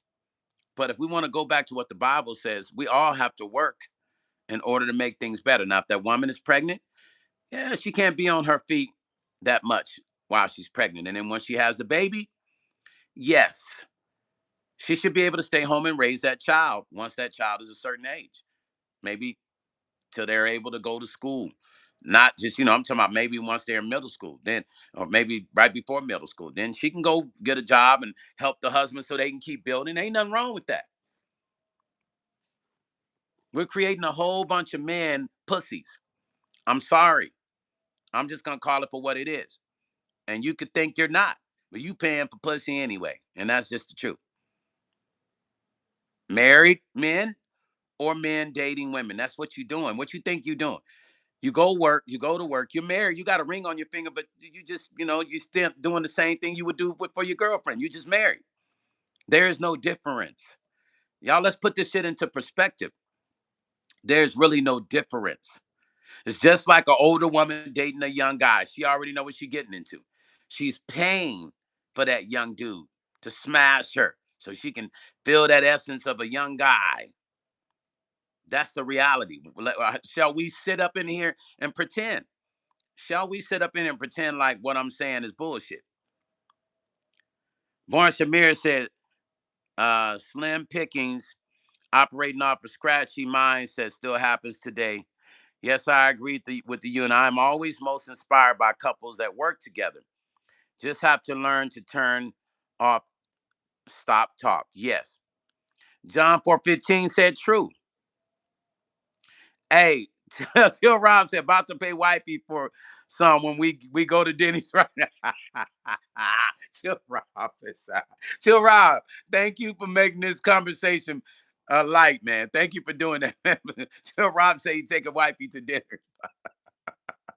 Penny say Stone, you have to keep the fire burning. If you don't, it will go out. I take two or the same page to make it right. Yeah, I agree. I'm not disagreeing with you. I am not disagreeing with you. All I'm saying is we got to get out of our own heads, right? We got to get out of our own, because other than that, we're loving one person more than other person. Let me ask you a question. 90% of most relationships end because of what? Now, let me see how sharp y'all. Then we're gonna double back with what I'm saying. Why do 90% relationships end? Come on, y'all. Where my smart folks at? 90% of relationships end because of what? Come on. Come on, y'all. Country boys say it's a lot of ungrateful people roaming the earth. And it's sad because it's too many men that just want to be a father and gotta go. Yes, I agree with you, country boy. That's all I wanted to be, a good father to my boys, man, and my step boys. And look what I went through with that bullshit. The big guy said, what's sad is a lot of women think they're significant. Others' responsibility is to keep them happy. Happiness comes from within. Man, Big Dice, thanks for hitting on that. Thank you, because I'm going to expand on that. Benjamin said, Padilla said, poor communication. Facts. Tip said, lack of communication. Thank you. 3 said, 90% of any relationship is because of covering myself in barbecue sauce and letting cats. Like, what? 3 say his relationships end because of what? Three, you on here, Captain. Come on, three. Conscious say 90% of relationships because a lot of women wasn't raised right. Country boy. Facts. But facts. We're gonna hit. Big Dice said something. He said responsibility to keep. Okay. 90% of most relationships fail and end up in divorce because of money. Now y'all see what I'm saying? So y'all don't think we have a problem? 90% our great grandmothers didn't deal. They knew it was a struggle. They would open up cans of beans and rice and we'd make it work. 90% of most marriages end because of money, arguments over money, stress over money. But you say you love somebody. Look at that. Why do 90% of relationships end over arguments of money? Thinking that they're gonna go to another guy who got the money. And he might have the money, but you might go through some shit. You might get treated like shit. Why not love the person and really love them like you say? Why is it that we got 90% of relationships in the world end because of money?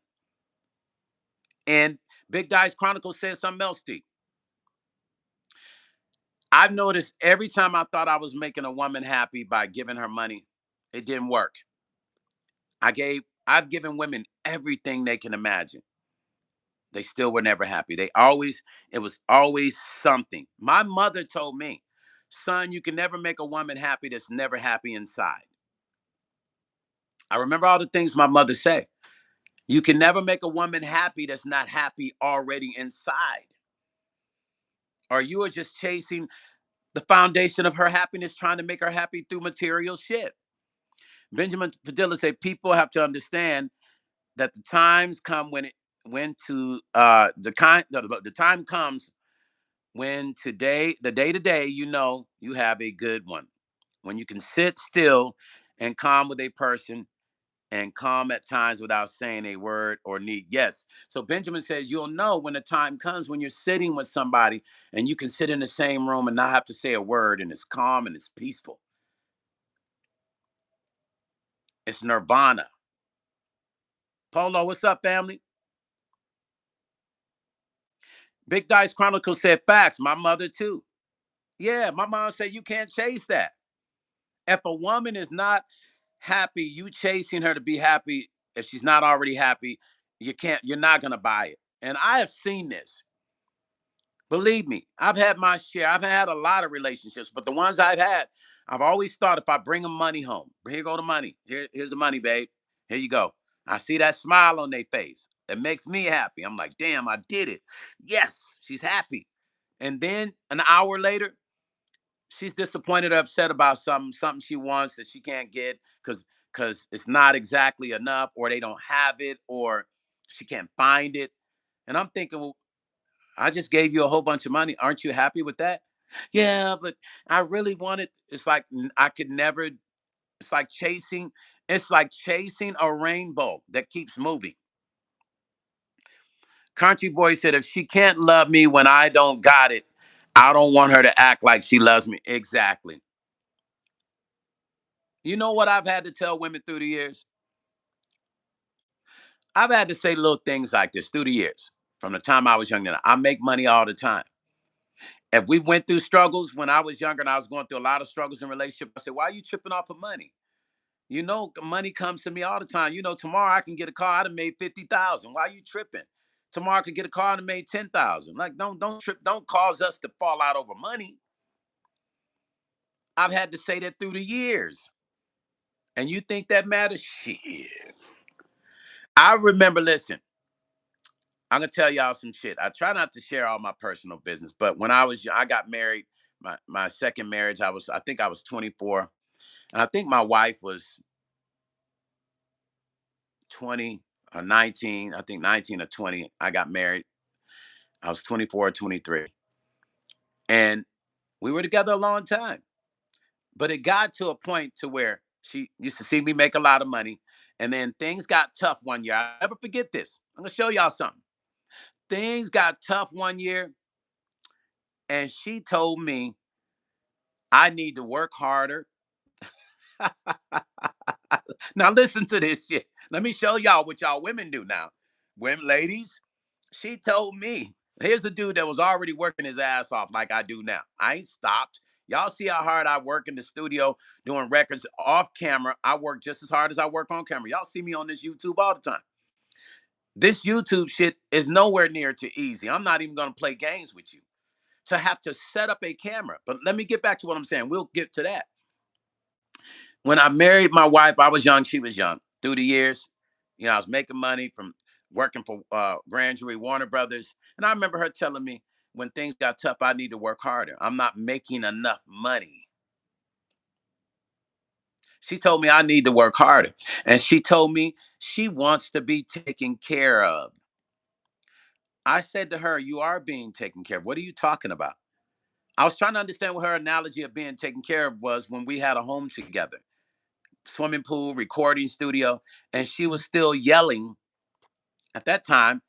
Let me tell you something. If I had one of my good friends who was the reason I got signed to Grand Jury Warner Brothers, if he was here, he came to see me about 2 months ago, and he said, man, you was the first cat I seen that had a house in your 20s. He said, you had a house, a swimming pool, recording. He said, other cats your age wasn't doing that, Stone. He had to tell me that to remind me of my accomplishments. Of what I was shocked. I was like, wow, man, I'd never thought about it. I didn't realize that I was that young when I flew my mom to Vegas to see me. I didn't realize that I was that young and I was doing those things and accomplishing those goals at a young age.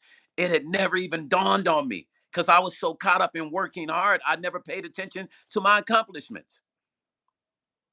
But this woman proceeded to tell me, beautiful woman.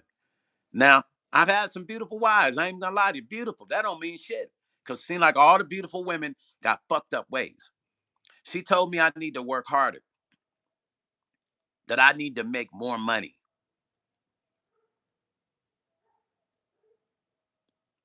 I was already working. I corrupt in my studio, D shot, celebrities showing up my Snoop showing up in my studio.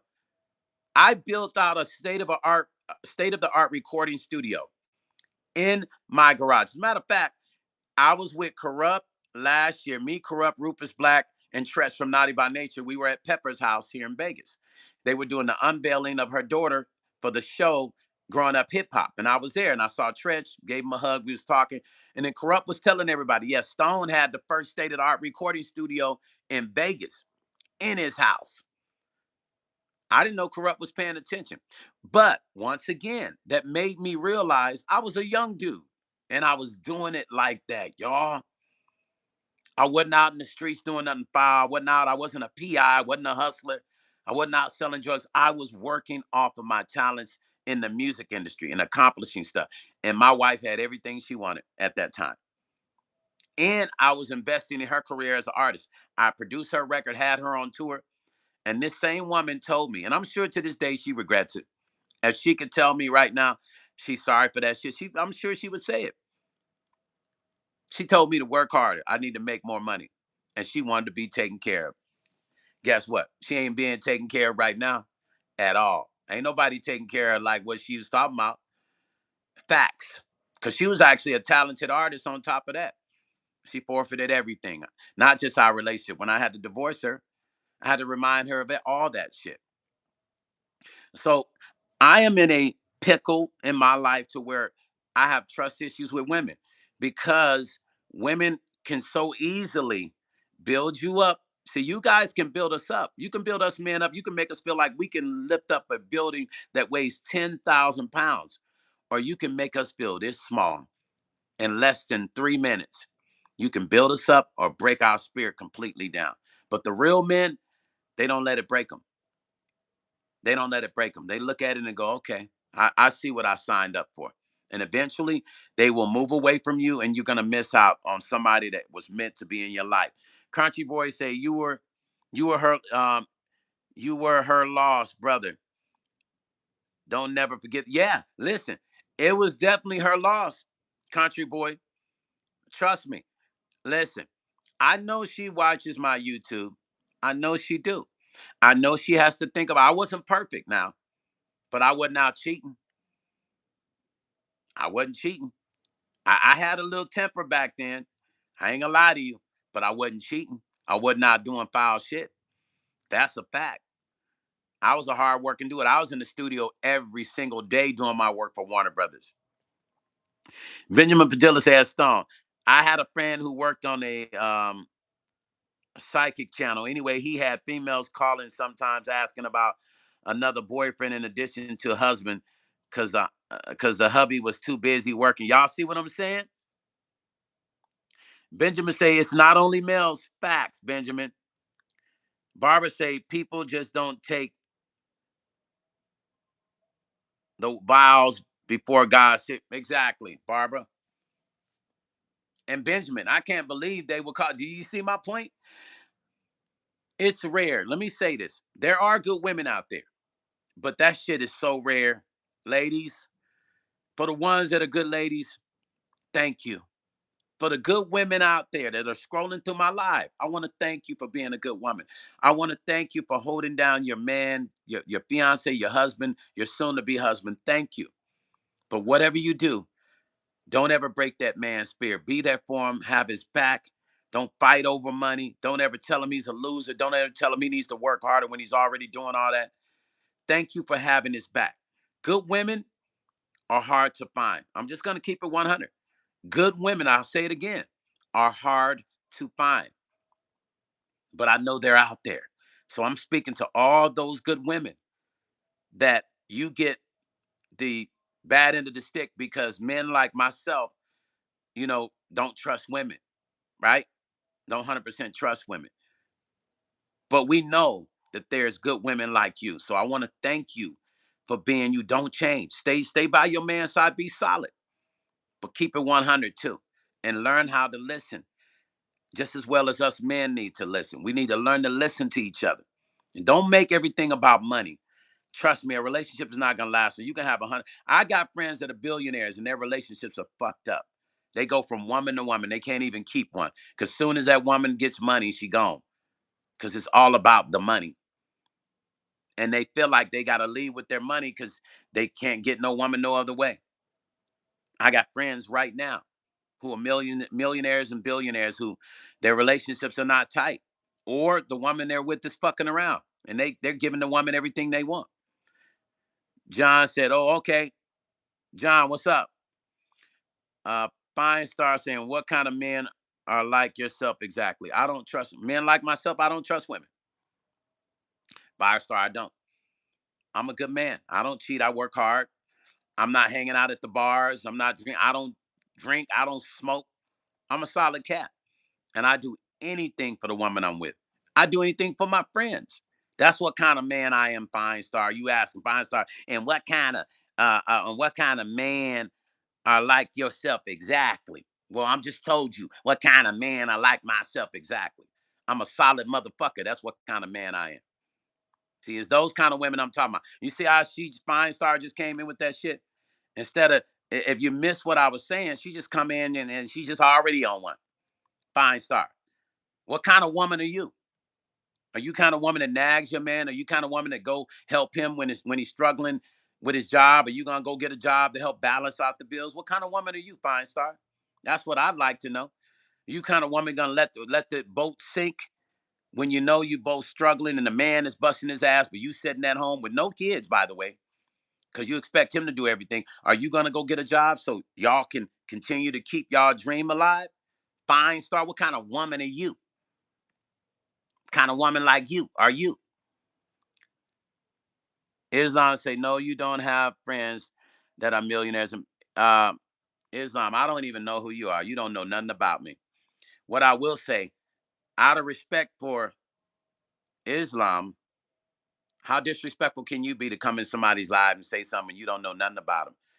You know nothing about me. All my friends is millionaires and billionaires. I'm sorry, all your friends zero heirs.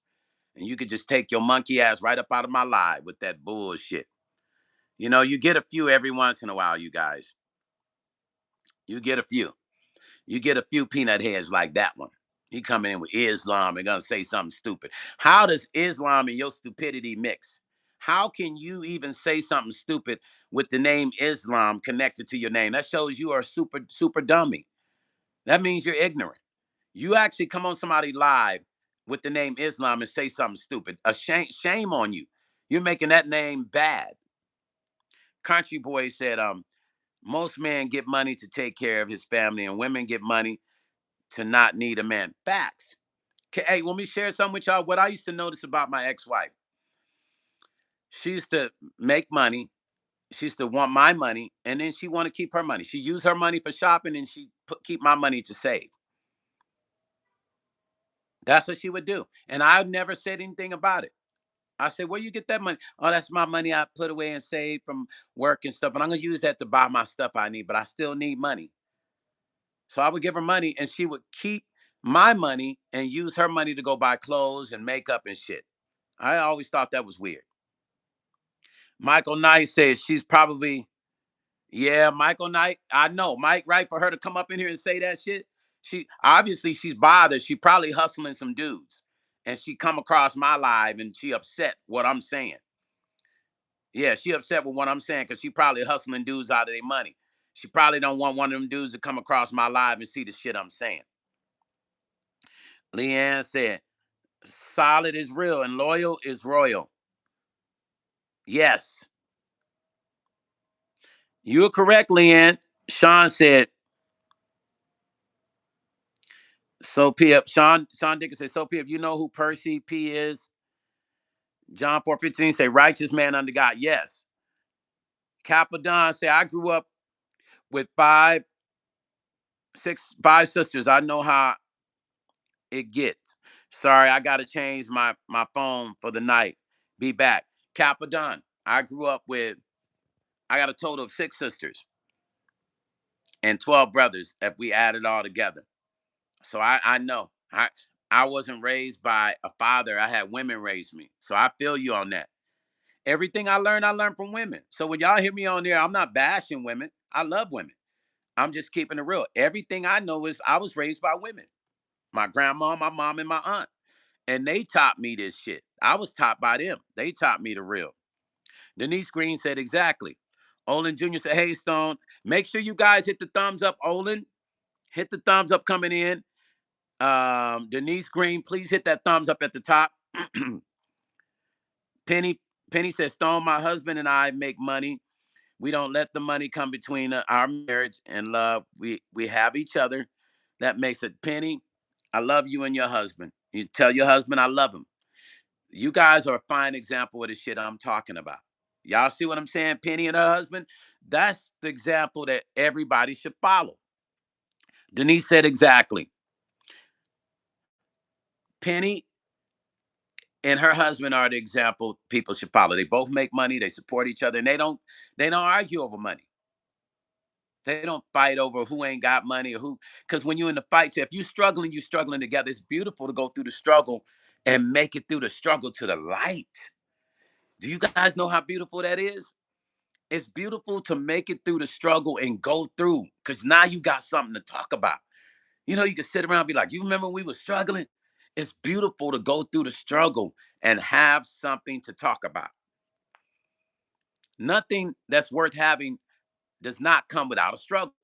All your millionaires and billionaires struggle. They weren't, it just didn't, even the ones that inherited their family's assets still had to struggle to keep it. They still had to fight to learn how to keep that money of their family's legacy, to keep it making more money. But when you go through the struggle, it's so beautiful when you make it through the struggle in a relationship, through the clear blue. But you still have to love yourself. Even when you have perfection in a relationship, anything you think is perfection, you still got to love yourself. You got to love yourself and put energy into yourself so that you can love that other person just as much as you love yourself. That's when you win it. You see, Penny loves herself. And in return, Penny loves her husband. And in return, Penny knows how to balance it out. Penny's husband loves himself. So in return, he can love his wife. And in return, he can balance it out. That's why they both balance it out. Kappa said, come on, you know I ain't hating on you, my brother. Sorry, probably my UK. Oh no, Kappa, I know you're not family. I was just agreeing with you. I got sisters too, so I feel you. We get it because we was around women most of our lives. Olin said, yeah, they will take you to another realm, perversion, uh, perseverance, he said. That's what Olin said. Yeah, we have to. Country boy, he say, the good woman standing too close to the bad one. So it's hard to tell the difference till they start talking. Letha say, way to go, Miss Penny. Yeah. Like, fine starter just came in here, country boy. You see the shit that she said to me? Well, what kind of guy are you? What kind of guy are you? What kind of guy are you? I already could see her face doing that shit. When I asked her what kind of woman is she never came back and gave me what kind of woman she was. Why you want to know what kind of, obviously, I'm telling you what kind of man I am, but you never told me what kind of woman you are, which means you're probably a gold digger. John Amos said, as a career minded man, I would only settle for the woman at that same point in my life. There we go. So listen, John Simmons said something deep. John's Amos said something. He said, as a career minded man, I would only settle for someone that at the same point, that's at the same point in my life. Could that be the secret, you guys? He hit on something deep. Country boy said, yeah, she's definitely the problem, and she's probably single. Exactly. Leading other women down that dark ass road. Country boy, she's probably single, and she tell every other girl, nah, just get that money and dip. Get the money and dip, girl. That yeah, just get that money, girl, and dip. Shit, they're gonna pay you, girl. Play them. They're gonna pay you, play them. That's probably how she talk. Sean said P knew Eminem before Eminem and Eminem DMX. Sean, I don't know what you're talking about, Sean. Oh, okay, okay. Well, Proof is my boy, and DMX is a friend of mine too, Sean. My best friend is DMX best friend. Penny say, thank you, Stone. I have to go. Okay, Penny, have a good day. Listen, real talk. John Amons hit on something. Could the real key be this? The standard of what you're choosing in a relationship. I never really thought about it, but now that John says it, let's put some eye candy on that shit. Could it be that us men and women are choosing people that are not at the same status level as we are? Should we be choosing people that are on the same status level that have accomplished similar stuff, which is why the relationships are taking the beating that they're taking? Should we be choosing people that are in the same lane as far as accomplishments that we are? Would that allow the relationship to be a little bit more solid? Would that allow it to work better? I never really thought about it, but that as John has a point. He said he only chooses people that are at the same level that he's at. Could that be our problem, men? John said yes. It's definitely something to think about. See through said I did like and subscribe. Thank you, see through. I appreciate you. Country boy said one thing I learned is you have to stay away from a woman that don't listen. Listen, country boy. Thank you for saying that. When a woman doesn't listen, it is the atmosphere for full destruction. It's a fact. We ain't saying y'all gotta listen to us like bow down to us. We just saying as a man when we saying stuff that we know is gonna guide the relationship to a positive direction, or you're trying to be negative and we want to be positive. We say, look, I ain't trying to argue with you today. I'm not trying to fight. When you get up in the morning, come with some positive energy. And we're saying that and you're constantly doing negative, then Houston, we have a problem. That relationship eventually is going to end. There's nothing you're going to be able to do to stop it because that negative energy is going to cause it to end. Boss lady say listening is the key. Sean say, where you from, Stone? Sean Dinkins. I live in Vegas, family. Hey, Sean, hit that thumbs up as you're coming in too, family. We do some interesting stuff on this channel. I create tracks from scratch, music, interviews, all kinds, man. You love the channel, family. Please subscribe. Thank you. And hit that thumbs up at the top. Born Shamir said, if you can identify that through dating and screening, so-called dating, letting, abetting, so-called dating and abetting is a process. We be so ready to get into bed before ironing out the basics outside attractions. Facts. Born Shamir, thank you for that. We're going to expand on that. John said, it's not about listening. It's a vibe. Someone that's right can read your taste, your state of mind, and preserves it and not destroy it. Thank you, John. Thank you, John. Thank you, Born Shamir. Sean said, I already did it. Thank you, brother Sean. Country Boy said, I live in Vegas too, brother. Oh, hey, Country Boy, man, what up? Okay, you in Vegas. Hello from Chili. Chili in the house. Lost Araya, thank you. Make sure you subscribe, hit that like above. Country Boy, you in Vegas, man. You know we got to connect, man. Lost Araya, Chili is in the house. Chili, welcome, man. We love people from all over the world. Hopefully you subscribe to this channel. I do, we do this live where I create music and hip hop beats or R&B, and then rappers come on and rap live. We have fun at this channel. Interviews with different celebrities. Country Boy say, if the man is leading the correct way, a woman need to listen and follow his lead. Thank you. Sean's from Boston, my Boston brother in the house, but I live in Cali. Sean, welcome in, family. Boston, Cali in the house. Dan Roy say, trust and self-confidence along with respect and understand the key. My fellas are dropping gems today. My fellas are dropping gems. Women are coming in here. I got a few women say some stuff. Penny and a few women, I think Leanne and a few women said some stuff. We had one woman come in here asking me, what kind of man am I? But my fellas are dropping dimes. Listen, we just want to, ladies, we just want to love you out of respect. We just want to be respected. You understand what I'm saying? But John said something interesting.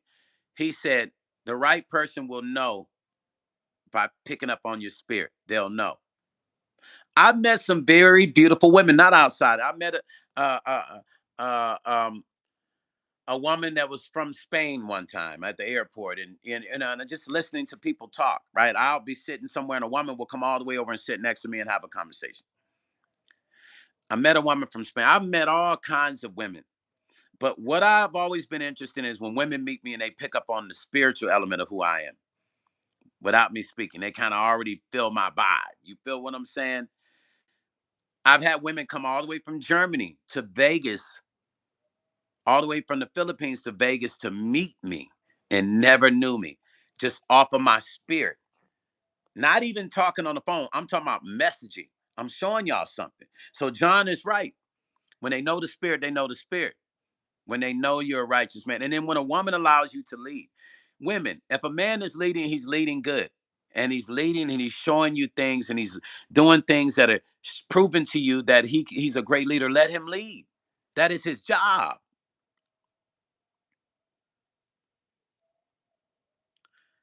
Janet said, I'm always taught that the man is the leader, but not all men can be a leader. See, Janet just said what I was saying. She said, not all men can be a leader. And I was just actually saying, if the man can show you that he's a great leader, allow him to lead. Boss lady say, vibing with a person is what brings out your listening skills. Taking time, moving slowly, removing sex, and it's not that much of a big deal. Sex can always come, but spiritual connections is so sweet. William Johnson, Brother Chill say, salute, bro Stone, speak on it. I miss you, my dude.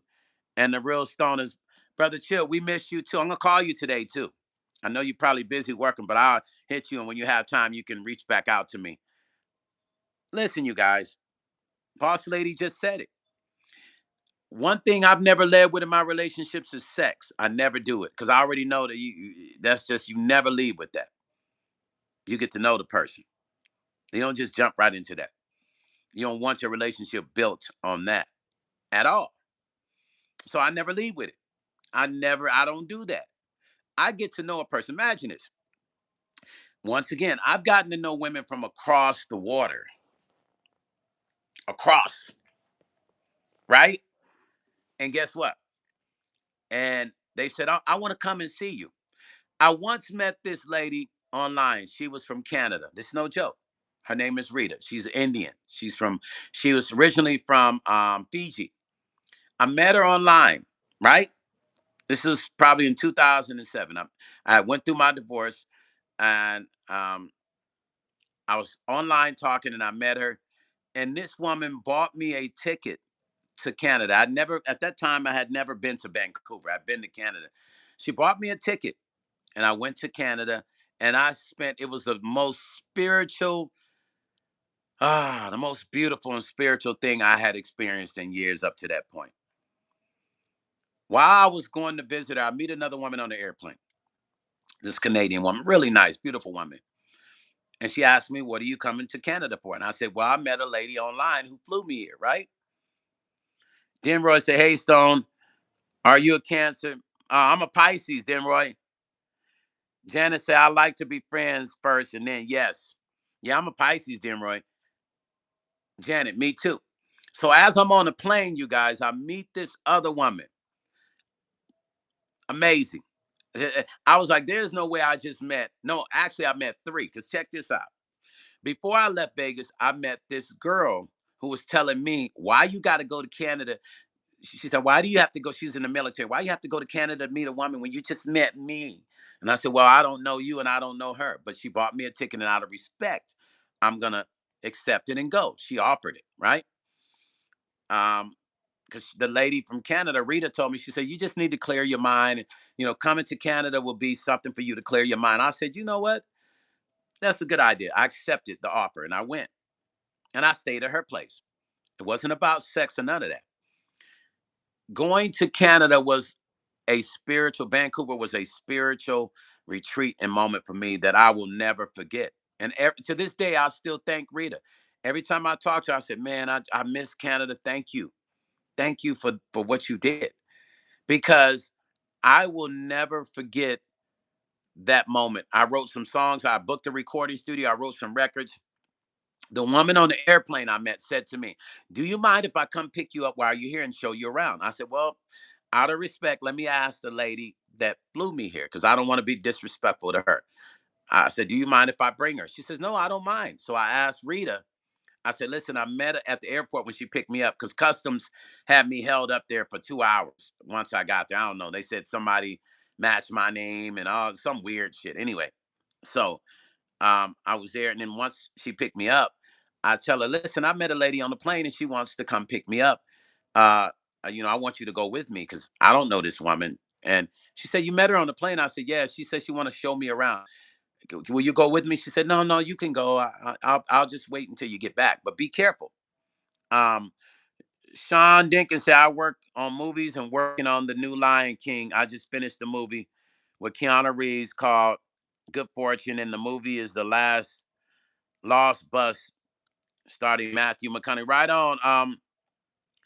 Uh, Brother Sean, congratulations. Congratulations, family. Brother Sean, thank you for coming to the channel. I appreciate you, family. Hit the like above. I got a couple films that's gonna go to Tubi that I'm working on. I got a couple film situations, deals, but I'm so busy trying to finish these films and do all that. It's so much happening, Brother Sean.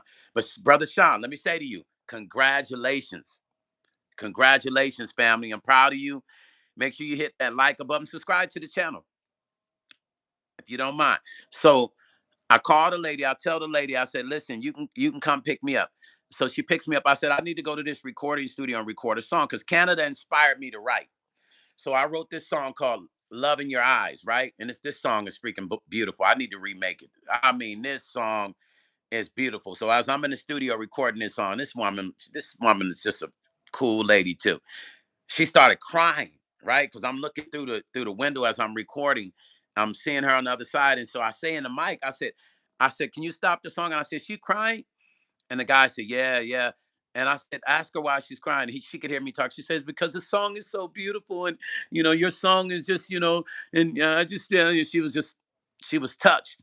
So Canada was an incredible experience. But what I liked about Rita and meeting her, she wasn't overzealous about me hanging out with somebody I didn't know. Now, granted, it was crazy for me to get in the car with a woman and riding around Canada because she took me to meet her parents, and they lived way out in the middle of like the country in Canada. She could have, man, they could have dumped me somewhere and nobody would have ever found me, kind of shit. But I trusted the spirit, what Brother John was saying. When you know the spirit, her spirit was right. So I knew I was cool. Nicholas Gomez Cortez say, Wena Rubin, what? Wena Rubin, what? I don't know what you're saying, Nicholas Cortez. So we gotta love you guys. Listen, we have to learn to love ourselves so that we can love people. Meeting Rita in Canada. Rita wanted me to stay there. She said, I can help you get your Canadian citizenship. Stay here. Rita wanted to get married. Rita, if you're watching, I'm sorry for telling everybody this, but you know, I got to keep it 100. Rita wanted to get married. She wanted me to stay in Canada. And you know, I sit back sometimes and think maybe I should have just stayed in Canada, man. What would it have been? What would have happened if had I stayed in Canada? John said, that's awesome. She might have been a keeper. John, to this day, she's still incredible. Only thing she did wrong, she came to Vegas last year and she kept telling me she was going to stop and see me, and she didn't. And I was kind of disappointed with that because I hadn't seen her in years, and she was such a awesome person. But she kept calling me, saying, I'm in Vegas. I'm going to come and see you while I'm here. And she didn't. So I was kind of upset about that. But she's still going to be my friend forever, man. She's just an awesome person, man. I did a lot of meditating, and her place, her condominium set like 30 floors up, 40 floors up. So I could see all over Vancouver, Canada, man. It was beautiful. Hey, my cousin Ty say that Canada life. Cousin, yes. Sean Dickens say, what's your email, Stone? Oh, Sean, my email is stonepaxton@gmail.com. Stonepaxton@gmail.com. Yeah, so the crazy part about it is, oh, and Sean, I'm gonna be in a couple movies. E40's brother D Shot is casting me as a martial arts instructor in the new movie with Brian Hooks, E40. And then I'm casting in another movie where I play an attorney called Beast Mode out of LA, and then another film. Yeah, man. So outside of that, then I got my own independent films that I'm doing. So it's just a lot of stuff. But you got my email? My moderator just put it at the bottom. But and then I'm scoring all the music myself too. So it's crazy. John say, let her know you missed her and want to catch up. Yeah, John, she's an incredible person. Um, and I was making fun of her about Fiji because as I studied Fiji, there's a lot of stuff I found out about Fiji, and I had to make fun of her. But I lost touch of the other woman that picked me up and took me to the recording studio. I wish I had kept in touch with her. She was amazing. Her parents were amazing. They had a beautiful home out in the middle of, I can't even tell you. I just know it was out in the middle of nowhere. I got to hang out in the wilderness of Canada and had a bear stalking me and didn't even know I was being stalked by a bear. I had no idea because I got this thing about bears. No Brooks, no Books Ball. What's up? Me say that Adrian Hooks joint gonna be crazy. Yes, sir. Hey, no Books, you getting on the come? Oh, that Brian Hooks movie. Oh yeah, the Brian Hooks. Cause listen, so let me tell you what the storyline is. D Shot told me. So I play a martial arts instructor. I'm Brian Hook's martial arts instructor. That's what it's supposed to be. So D Shot called me. He said he want to have me play that part. So I'm praying to God that everything continues to fall in place right. And I'm a martial artist, so I'm playing myself. So yeah, I can't tell y'all the storyline of it, but it's gonna be incredible. And in Beast Mode, I play a crooked attorney called Black Hitler. I play an attorney called Black Hitler. So, and that script is crazy because Black Hitler is off the hook. Yeah, Black Hitler is off the hook. That character, Black Hitler, is just crazy, crazy, ridiculous. But look, like, so what I'm saying is, yeah, no Books, no ball. Yeah, it's gonna be crazy. I play an attorney called Black Hitler, but he's a cold piece of work, man. You feel what I'm saying? Black Hitler is a cold piece of work. When you see it, you're gonna love it. We gotta love ourselves because other than that, how we gonna love somebody else? My conversation today was not giving energy to other people. If we give too much energy to somebody else, then how will we love ourselves? Where do we find the love to love ourselves? If we can love ourselves, we can know and learn how to love others. Courtney said, all praise to the Most High Yahweh and His Son, Yahweh, Yahweh, Yahweh, sorry, and the Holy Spirit, which is wisdom, knowledge, and understanding. Courtney, my cousin, Ty, he'll come in with it. Thank you, Courtney, for that. Blessings. We appreciate you. Hit that like at the top, Courtney, as you're coming in. John Amos say, the hardest thing to do is learn how to love. Yes. That's why we got to love ourselves first. See, when we love ourselves, then we understand the dynamic of loving others because when you learn how to really love yourself, you understand the passion of loving yourself. and how beautiful it is. And then loving others becomes a walk in the park because you're like, man, I know how to love myself. Loving others is nothing. You get it. You start to go, you know what? I can love myself.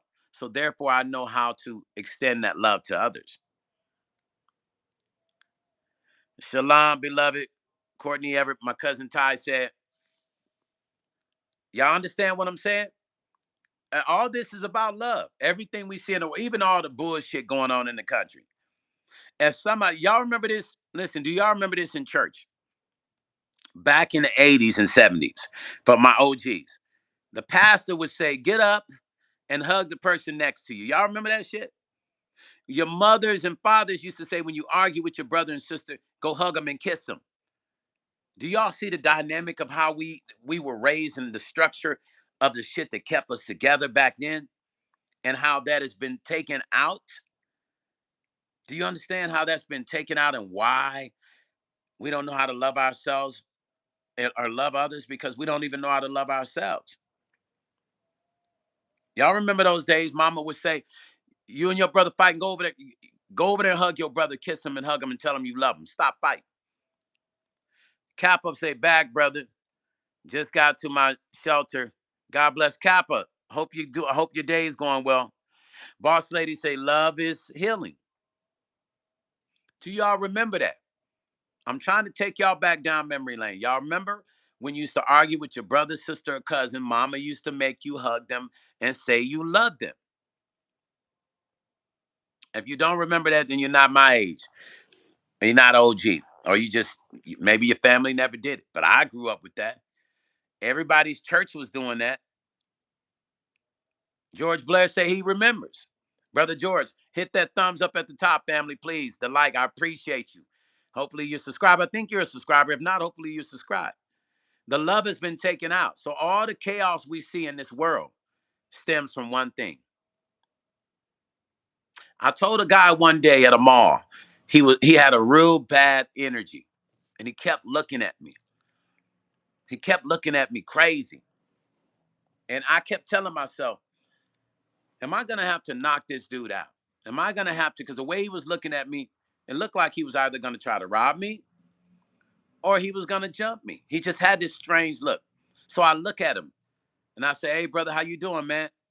He just, I say, "Hey, man, I love you, bro." I said, "I do that. That's just me. I just want to say I love you, man. You look like you going through something." He said, "You don't even know me. How you love me?" I said, "Cause I do, man. I don't have to know you to love you. I just want to extend the love, man. I love you, brother. You know what I'm saying? I'm a brother, you're a brother. I love you. Man, you don't even know me, man. You say you love me, man. You can't love me. You gotta know me to love me." I said, "No, I don't have to know you to love you. I love you anyway, man." And do you know he talked to himself for 20 minutes as I was in that mall? I'm gonna read what you said, John. For 20 minutes, he continued to talk to himself. I went, walked to the food court and came back. He stopped me. He said, "Hey, man, hey, OG." I said, "Yeah." He said, "Hey, man, thanks for that, man. I was going through, man. I'm going through a lot of crazy stuff right now, man. And you just saying, I ain't never had nobody say that." Listen to what I just said. He said, "I ain't never had nobody say that they love me. That did somebody that didn't know me, a random person coming up to me telling me they love me." He said, "I ain't used to it. So forgive me, man, for coming off like that. I just ain't used to it. I wasn't raised. Nobody told me they love me." And I hugged that brother in that mall. Now, if you know Stone Paxton, I don't just hug people.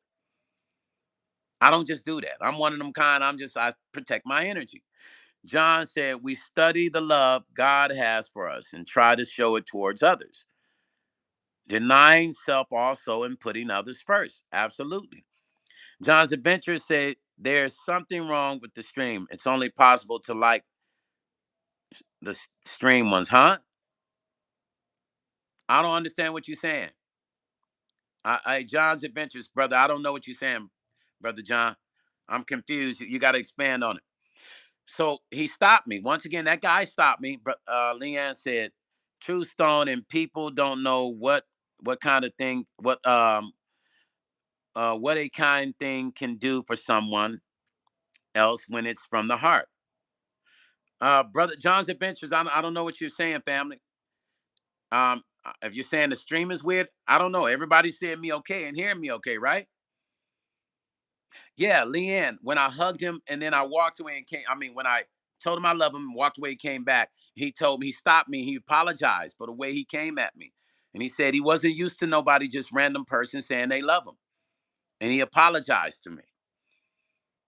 He said he just ain't used to that. He never had a man just come up to him, don't know him, say he love him. Leanne said, she said, there's something wrong. Oh, I don't know. John's saying something. Maybe it's your phone, John.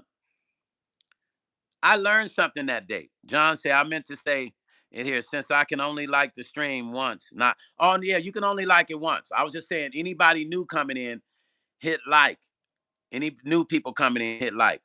Darren Roy said, yes, Stone, 70s born is so interested that was living. We used to exchange meals each days or mostly on Sundays.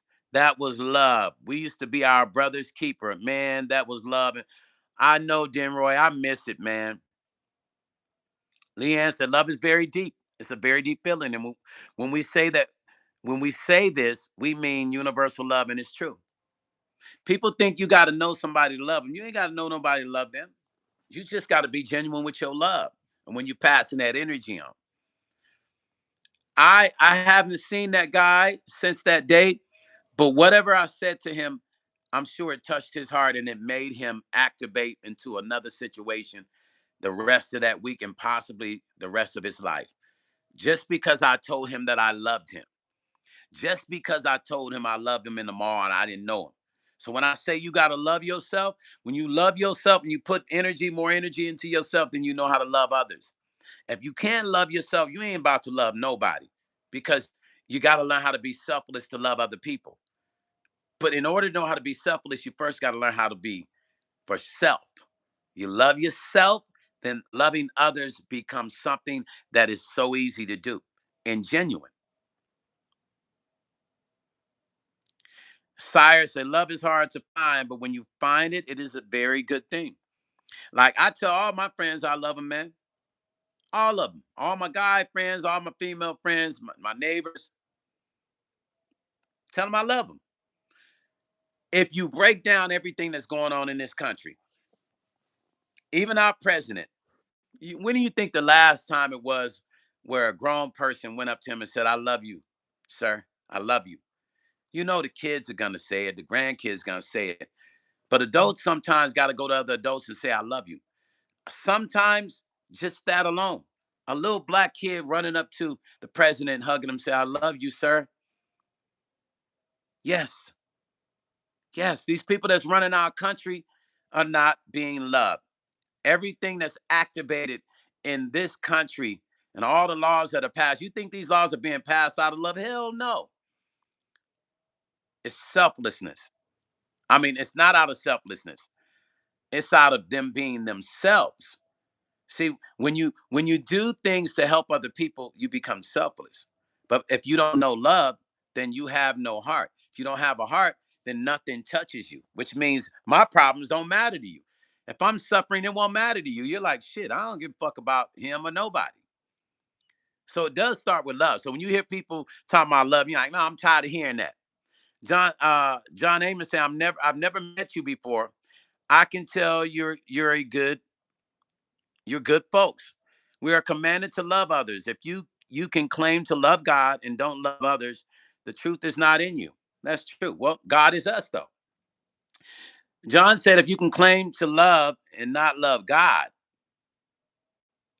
then you don't love others. John, I don't agree with you, because God is love. God taught us love. Just because a person, you don't hear them saying they don't claim to love God. Let's say, for the sake of argument. Now, you know, I grew up in church, John. My mom was an evangelist. But let's say, for the sake of argument, John, you and I were in the park and we see this person saying they love everybody, love, love. And you say to me, Stone, I didn't hear him say they don't love God. So I don't trust him saying he loves me. And I said, John, wait a minute, John. God is love, John. That word is of God, John. So he's got to be. He got to love God, John. He ain't just saying that love is of God. That's a word of God, John. So I disagree, John. Let the brother over there say he love you, John. You can't think because he's saying he love you because he didn't say he don't love God doesn't mean he don't love you. I disagree on that, John, because the word love is from God, John. Cipher into it, John. The word love comes from the Almighty, the creation of the word, the thought of the word, the movement, the energy, the cycle, the frequency. That word is of God. So when somebody says they love somebody, even if they don't say they love God and you never heard them say it, they could be a criminal and they say they love you, and you're going to say it because you don't hear them say they love God, that the word love means nothing. That's not cool because you didn't create the word and you're not the maker. John said, if you love God and not others, the truth is not in you. John, you sound like a Jehovah's Witness. Sound like my ex-wife, John. Y'all hear what John say? Cuzzo, John says, if you love God and not others, the truth is not in you. God is love. You can't say if you love God and not others. He said, if you love God and not others, the truth is not in you. Bro, make it make sense. Y'all hear that shit?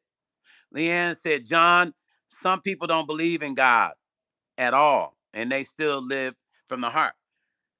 I will say to John again, the word love comes from God. You can run with that analogy all day, and you can miss saving somebody spiritually because you're walking around with that in you and you believe in that. You really believe in that shit. My mom was a professor. She had her degree in biblical studies. We would sit down and have these conversations on a regular basis. If I wasn't in church playing drums or singing or Bible study or YPWW youth ministry, I was talking to my mom about conversation we have now. Leanne said love. So you can't say the word love and it's not God. God is love. Love is God. It is of light. It is not of darkness. Cipher into the energy, cipher into the frequency and the understanding of that. Go break it down. Go study it as much as you want, John. You're going to see what I'm saying. John's adventures say, till the next time, love the stream and your stories. Mods. Hey, John's adventures. Thank you, family. I was talking to the other John, by the way, T. Demroy say, the word love comes from God. God is up. Thank you, Demroy. Thank you. Thank you for confirming that, Demroy. You know, I'm trying to understand where John is coming from, but John is sounding like a Jehovah's Witness. He's sounding like some shit my ex-wife would say. I'm just saying, John. I'm just saying. God is love. Make that make sense. God is love. That word is from God. That word is of him. It is of light. John says, you are commanded by the word of God to love others. If you say you love God and you don't love others, the truth is not in you. Dude, we know that. Are you trying to flip the script now? Now, you guys, you see what he's doing? Is this not what I've already been saying? I said you have to love yourself to love others. God teaches us that we must love ourselves. So I said, if you can't love yourself, you can't love others. It's the truth because God teaches us to love ourselves as well. Here's the dynamic of it, John, because I know you don't get my brain, so I'm going to help you understand a little bit. Here's the dynamic of it. How can one love someone else that they've never learned how to love? Let me show you. My aunt used to never tell me she loved me growing up. Buckeye say, well said. My aunt used to never tell me she loved me when I was growing up. So I never got that love from her. I never felt it. But my mother used to say, son, I love you. So as I grew up, I knew that there was something that my aunt didn't love about herself for her not to tell me she loved me. Then I found out later, my mom told me, well, your aunt used to get physically abused by her husband when she was young, and he would beat her and say he loved her afterwards. So then it made sense to me why she never used the word love and she felt disconnected from it. So once again, what was my aunt's problem? She didn't learn to love herself again because the value of love, she based it on her getting beat by a man. So she took that word out of her mental and spiritual cipher. John said, I said to begin, I've been saying it. So I don't even know why I don't know if you were just commenting on what I said, but I've been saying that from the beginning. And you took my words and threw it off into something. I don't know what you was doing. We got to agree to disagree. We were agreeing on the same thing. So I don't even know what the point was. I don't know if you were telling the people that or you were telling me that. I'm not quite sure. John said, love is complicated. I know Glad to stimulate your conversation. I'm a healing by trade. It's all good. I'm a healer also. I used to teach Reiki. But some will say you can't study Reiki and be a Christian. How about that? If you're a real healer, then you understand a healer when you meet one. If you're a healer, then you know when you see and look into the eye of a healer, you know one when you see one. You know what I'm saying, John? John said, you read it wrong. I read it how you wrote it. Don't ever tell a person they read something wrong when you write it and they read it. Don't ever tell them they read it wrong. I read English and I'm not dumb. Dummies read things wrong. Smart people don't read it wrong. I'm reading what you write. So no, I didn't write it wrong. You just wrote it at the time and you did. And I read it the way I read it, which is the way you wrote it. Geometer said, people can tell me all day they love me, but until they show it, I don't know it. Now you hear what, listen, Geometer says something deep. He said, people can tell me all day they love me, but until they show me, then I don't know it. Geo, I like that. Let me tell you why Geo's comment is interesting. Remember, I just told you about the guy in the mall I looked at and I told him I love him. And he said, you don't even know me. How can you love me, man? You don't know me. And I said, I love you, brother. I don't have to know you to love you. Then I walked away and came back and he stopped me. And he said, oh, gee, I'm sorry, man. I'm sorry. I was, the way I came at you, that was disrespectful. I'm just not used to nobody telling me they love me. I've never had a random man just come up to me and tell me they love me. And nobody tells me that. He wasn't used to that. So maybe that day I changed his mind about that word and that feeling because I hugged that. And then I hugged the brother. You understand what I'm saying? So a lot of this shit problems we have in life is based on just a person saying, man, I love you. Denise Green say, healer by trade. Wow, that's awful, John. You heard? Listen what Denise say. Denise said, healer by trade. Wow, that's awful, John. You do know being a healer has nothing to do with the Bible, right? Because God gives us a spiritual element. He gives us certain elements, right? And there's some people that dig into the Bible will say a healer is from the dark side. I just want you to know that I've had to deal with it as a healer. People tell me I'm from the dark side. And I say, no, it doesn't work like that. We talking about frequencies and vibration. So, John, you talking to somebody that know. But Denise Green said, healer by trade. Wow, that's awful, John. Denise just spit something to you. John said, I understand different healing methods and recognize others that have the gift. Okay, John, I'm with you, John, on that. Because healers do recognize healers. Leanne said, love is within reach, every one of us, if you allow it. And the creator is love and light. That we see it and display. This is others in a love and light. She says, let me read it again. She said, love's within us, within each and every one of us, each and every one of us. If we allow it, and the creator is love and of light that we see and display. This is to others in warm, welcoming, peaceful love from the heart for a balance of harmony. Thank you, Leanne. Geometric said, there you go, affection. Geometer, yes. And that brother, man, listen, he hugged me and he apologized to me. He hugged me and apologized. He said he had just never had nobody do that. Now listen, Geo, he was standing in the mall looking at me, and he looked like he wanted to just jump on me and put his foot in my chest, right? And he just kept mean mugging me. So that's when I said, hey, brother, I don't know what you're going through, man. I just want to tell you I love you. He said, what? I said, I just want to tell you I love you. Man, you don't even know me. That's when he went into you don't even know me. Then I walked away, came back. He stopped me.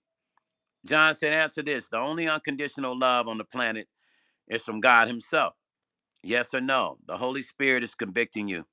I'm just a messenger. John. John said, let me read it again. He said, answer this. The only unconditional love on the planet is from God himself. Yes or no? The Holy Spirit is convicting you. I'm just a messenger. John, you know the answer to that question, so I don't need to answer it. But thank you. Emmanuel Jimenez said, my brothers and I grew up watching you on BET and hearing you on Power 106 in the 90s, and we love you for one love. Emmanuel Jimenez, one love, family. One love, family. Thank you for coming to the live. Hit that subscribe up there at the top. Emmanuel Jimenez, family. Thank you. Jessica Fit. What's up, Jess? Hit that subscribe and hit that thumbs up. Emmanuel, hit that thumbs up at the top, family. Denoy Williams said, love is not complicated. Humans are love. Love is love, and love could never mean another word. You knew love whenever you love yourself. Love comes with positivity and truth. There is a passion that comes from I. Thank you, Denroy. Thank you. I and I. So when you hear my Rastafarians say I and I, they'll tell you what that means. For all of y'all that don't know,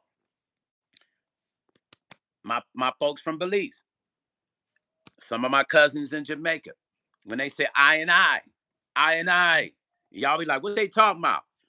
Ask a Rastafarian what I and I means. Capadon say, been there when you live day by day, but feel that because I stopped and laid chopping a brother up and he asked the same question. Really? Yo, Capadon, you did the same thing? Red Ghetto say fire. Little Red Ghetto say fire. Gio said, you changed that man's life. I'm certain of this. Great work, Pac-Man. Pac-Man, listen what Gio said. I want y'all to hear what Gio said, because Gio came in saying, I don't believe love unless I see it. I don't believe shit, he said, right? Gio said, you changed that man's life. I'm certain of this. Great work, Pax. And I was saying too, Gio, I said, I wonder if weeks and weeks after that, if now this man looked at that word love totally different. Because I hugged that man in that mall. And when he apologized, that it touched my heart that he apologized, because he recognized I was coming in love, the spirit of love. Denise said, high power. The venomous centipede. Can you sing? Yes, I can sing. Hit that like above. The venomous centipede. Please hit that thumbs up above. Please consider subscribing. We do all kinds of cool stuff in the channel. Working on my new album. We write and produce. I'm working on a hip hop album. I found a lot of rappers on YouTube. We're putting out that compilation within the next 3 weeks. We're trying to get it done. But yeah, I sing. I ain't singing right now because I blew my voice the last 3 days rapping people's lyrics on live. Mm-mm. Listen, if ain't nobody told y'all, if nobody has told any of you guys, let Stone Paxton say this to you. I love all of y'all today, man. I love each and every one of you guys. Don't take that shit as no weak shit. Don't take it as, man, you on that weak shit. He coming in with this love. I'm saying to you, I love you guys, man. And I mean that from my heart, man. You don't know me, I don't know you, but it doesn't hurt for me to say I love you. And whatever you're going through, it's going to be cool, because we all going through, but we can go through it together, and that's what makes it better. I just rhymed just now, too. We can go through it better, and that's what makes it. We can go through it together, and that's what makes it better. John said, tell us about the Hindu thing then. John, are you on my channel challenging me? Because it's not going to go good. You can do two things. I could tell you about Sufi too and Rumi. We could talk about that too, but I ain't on there. You're on my channel. I'm not on your channel. So you can kindly, before I say something rude to you, because I like you, John, you can kindly remove yourself. Okay? Don't come here challenging me, because it ain't gonna go nice. Anybody in this live will tell you. Come in here with respect, John. You've been cool. But now it seems like somehow your butt hurt because my subscribers said something to you. But don't try to challenge me, because it ain't going to go good. So I'm going to give you two things. Either you just ghost up out of here, or you stay in there with respect. And don't try to come at me with no challenges. Asking me tell us about Hindu.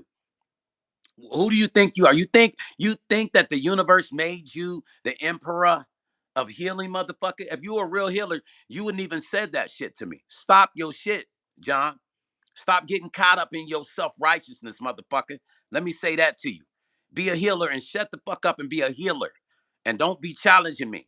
Because if you're a real healer, then you know healers don't fuck with other healers. All right? Let me say that to you. Don't play no games. Don't try that fucking shit with me.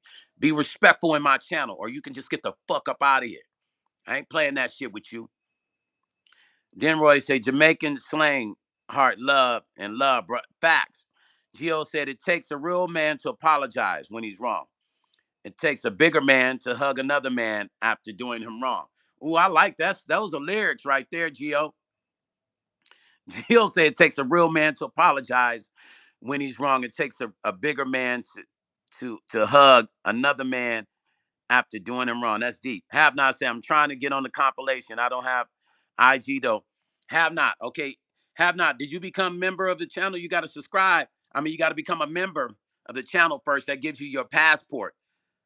That gives you your passport for the comp. And then email me at stonepaxton at gmail.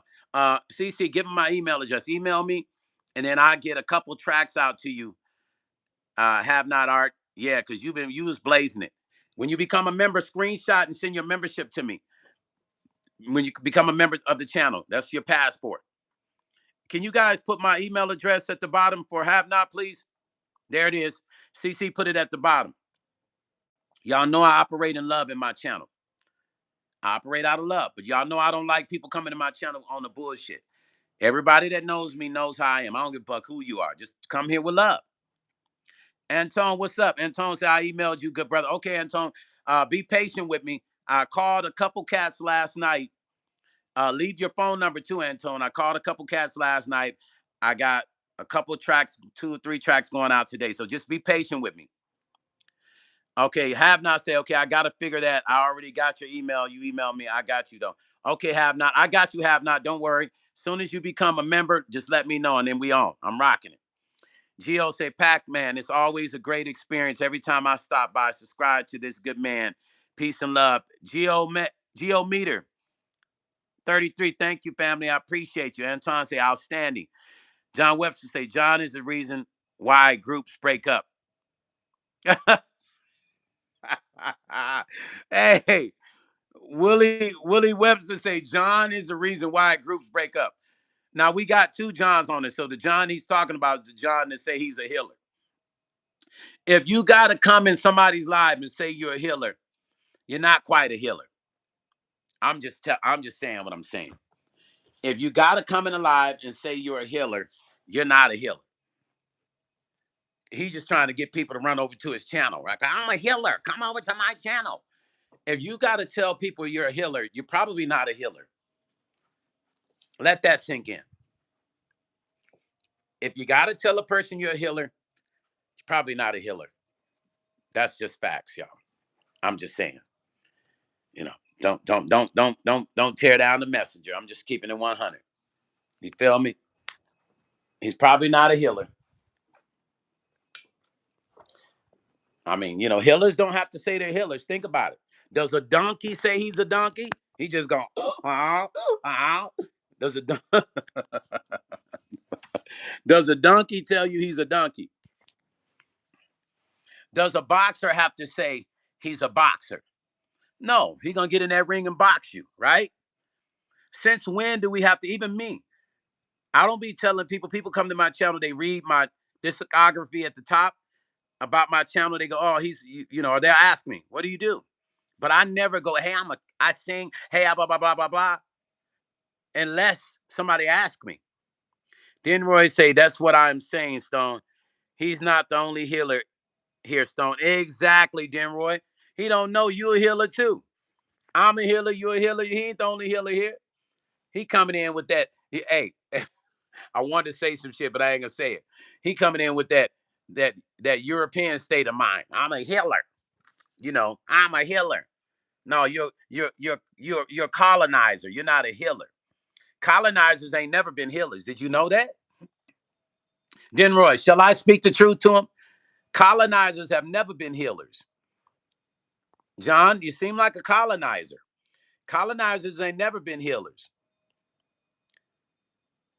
Osho Williams say, you look like the kid. Kurt, no, I don't look like Kurt Franklin. No, I don't. Although I know Kurt Franklin, the production company that I work for, we gave him his biggest hit. But I don't look like Kurt Franklin. Capadon say he's a dopey donkey. Capadon say, Kappa, this man gonna come on my live and say he's a healer. I'm a healer. I'm a healer, but let's not forget I'm a colonizer too. I'm a healer. You ain't no healer because you don't have to say you're a healer. Leanne say, tell it. Brooklyn, New York say, facts. You should never brag on yourself. I don't look or sound good. Hey, Brooklyn. Yeah, Brooklyn, this cat came in and he tries to tell us how he's a healer, right? If you're a healer, you don't even say you're a healer. one thing about being a healer, it's like healing 101 is you never tell nobody you're a healer. It's you live that. You are that. You become that. You it's your life. Then he challenges me and say, well, let's talk about being a Hindu. Well, I got to talk to you about being anything, motherfucker. If you say you're a healer, go heal some motherfuckers and get off my live with that bullshit. I could also tell you about being Sufism. I could also tell you what Buddhism started. See, a lot of people, let's talk about Buddhism. When I say I'm a Buddhist, people trip out, oh, you're a Buddhist. But people don't know that Africans were Buddhists too. You see, people forget the history and the oldest Buddhists. I want you to go look it up. What did the oldest Buddhists look like? See, we want to talk about healing and spirituality. John, shall we go deep? African people been healing people for centuries in their villages and all across Africa. We want to talk about real healing. See, you all you know is a book definition of it. You've never had to live it. Your ancestors never lived healing. They never lived it. Osho Williams say, I'm indigenous, but us black people have to realize we made contracts with alien forces that came to colonize us because of the promises we made. And thank you, Osho. No, Osho's on one. Osho know what's up. Capadon say he's just political, my brother. I ain't looking for sympathy. As I said, I'm homeless. Sometimes it happens, but I found you. People who work in S. Yo, yes, Capadon. You're a good brother, man. I'm glad you subscribed to my channel. And we definitely have to have a chop up session, you and I, Capadon. William Webster put some laughing. I don't know what the fuck is funny, William. Fuck you think is funny? You think we at a comedy show? You think you at the Dave Chappelle show? You think at Saturday Night Live? What the fuck is funny? Ain't nothing funny, motherfucker, but you putting the funny faces on there. I don't know what you think is funny, Willie, but you can get the mute and take your ass right back over to your channel with that bullshit. Wait a minute, hold on. Willie ain't Willie. I'm sorry. Wait a minute. I just looked at the name. That's my boy Willie. I just went. I just went in on Willie. I'm sorry, Willie. I thought you was a troll, Willie. I'm sorry. No, Willie solid. Willie been there. But Willie, what's the laughing faces about? Brooklyn, New York say John probably an old grumpy man with no friends. Listen, Brooklyn, New York. Check this out though. Denise say he needs healing. Jonathan say you look like Dave Chappelle.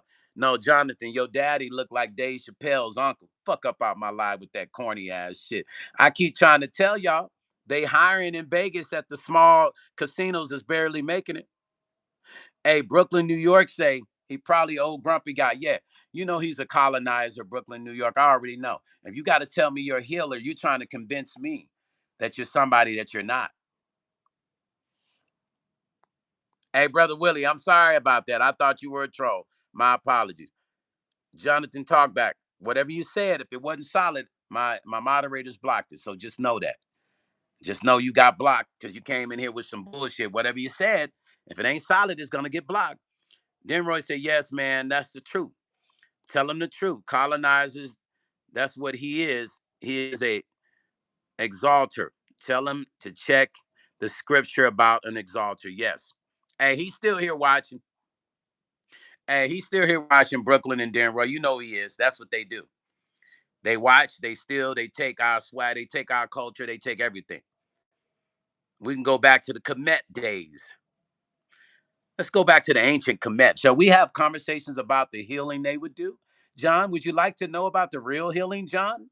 Would you like to know, John? Because we can spit it to you, John. Kappa said spread ways. He said special ways. No, these people. Sorry, sometimes me head works quicker than my hands. So big thumbs. Learning technology. So forgive. No, it's all good, Kappa. I wanted to apologize to William Webster. I don't know. William never told me why he was laughing, but I know William's been on here solid. So I apologize if I went in on you, William. I just thought it was a troll coming in. I didn't even look at the name. I was just looking at what was being said, the little emoji you put. Michael Burnham said, please give me a shout out. Please, please. What's up, brother Michael? Michael Burnham. What city you from, Michael? Michael, what city you hit that thumbs up at the top for me, brother Mike? Brother Mike, hit that thumbs up at the top. Please, I appreciate you. Hit that thumbs up at the top, Brother Mike. Brother Mike Burnham in the house, you guys. I'm trying to see what state he's from. When y'all come in, maybe y'all should throw y'all city so that way I'm able to, give y'all shots out. Okay. Brother Michael Burnham is here from Missouri, USA in the house. Brother Michael, did I say the name right? Michael Burnham. Michael Burnham in the house. Brenda Grant said, God is love, period. Thank you, Brenda. God is love. God is that word. Love is God. God is love. You can't have those two words without saying them together. God is love. And thank you. Hey, Brenda, hit that thumbs up at the top. Listen, this conversation today was all about me saying that we have to learn to love ourselves and start giving ourselves that energy so that we can love others. Because sometimes we're offset from the cycle of life because we put so much love into other people and we didn't love ourselves. So when it bounces back in negativity, the first thing we tend to do is be upset at people. Michael Burns said, I said it right. Brother Mike, thank you. Sometimes we have a tendency to be upset at people because we feel like we're not getting the love back, right? But we first got to love ourselves, because when you love yourself, if a person don't love you, it don't matter. You know you. You're like, I love myself. So if they don't love me, I'm not tripping. Stop giving so much energy to others and give it to yourself. Give it to yourself. You feel what I'm saying? Listen, when you guys are coming across the live, all I'm asking is hit the thumbs up. If you're not donating in Super Chat, the least you can do is do the thumbs up. Give me the thumbs up. Although I would love a Super Chat donation. Now, it keeps the channel going. But if you're coming in on the live, hit that thumbs up. I appreciate you. Hit that thumbs up, y'all. Yeah, let's keep it rolling. We up in here with some real shit. Brooklyn, New York said, oh, Michael, I met a woman on here. Go, Michael. Oh, what? Hold on. Michael met someone. Y'all say facts. Y'all said facts. Hey, Michael, you met somebody on it? Wait, hold on. I'm missing what's going on, Brooklyn. What happened? Brooklyn said, God is love all day. He keeps the demons away. That's why I'm saying all the stuff we're seeing going on in this country is all based on just people not loving each other. He said, scroll up. Hold on. Let me scroll up. Hold on. Michael said, please give me a shout out. Hold on, Michael. I'm trying to find it, Brooklyn. Who met what on there? Hey, let me tell you something. People have come on my live and met their girlfriends and boyfriends. I didn't even mention that. People have actually come on my live and met their significant others since I've been doing this. Real talk. Oh, boss lady. Ooh wee. Boss lady in here macking. Boss lady, who's macking? Yeah. Hey, listen. Cherry P say, hey Stone, how is your throat? Cherry, listen. You see, I'm not rapping today. I'm trying to, because I gotta cut these records, so I'm trying to ease out on my voice and stuff so I can, get it fully back. It's better. It's better than it was yesterday. But last night, that's why I didn't go too hard on the Cherry. Then Roy say, in spite of everything, John, we love. Yeah, John. In spite of, listen, John the Healer, because I got a couple Johns on there. John the Healer. In spite of everything, this is how us ancient Kemet folks are. We still love you. Despite everything, we still love you, John the Healer. John the Healer. We're speaking to you. Leanne say, learn the lesson and slowly move on, but do it in the arms of love. Without love, everything's empty. No fullness at all. So there's no satisfaction. You need true passion to love others like yourself. Cherry say, understandable. Brenda say, I always hit thumbs up and hearts as we love your channel. Brenda Grant, thank you. Then Roy say, but we have to teach you the truth, John the Healer. Yeah, we have to teach you the truth, John the Healer, because you out here, you can be leading people the wrong direction. You can be leading people the wrong direction. But trust me, it's gonna be hard for you to lead black people. Black folks ain't easy to fool. But you might have some people that, they're looking for something to believe in, and you'll be leading those people the wrong way. So we gotta be truthful. Then Roy say we have to teach you the truth, John. The truth. A lot you can learn, John. You talking about Hindu. No, we're gonna teach you the Kemet, the real way, where it came from. But you probably don't know nothing about it. We're gonna give you a little time to research. You can come back on my live. Because you started off talking about the Bible. Did you know that, Denroy? He started off talking about the Bible, then he went over into he's a healer. How did he you want us to believe you, Jesus? What you want us to believe? Because I noticed he was initially talking about the Bible. Did anybody catch that? He was initially talking about the Bible, and he took what I said and he tried to reprint what I said and twist it, and then turn back around and say, "I'm saying the same thing you were saying. You misread it." No, I read exactly what you wrote. Then he starts saying he's a healer. So you want us to believe you David Koresh or you Jim Jones or some shit?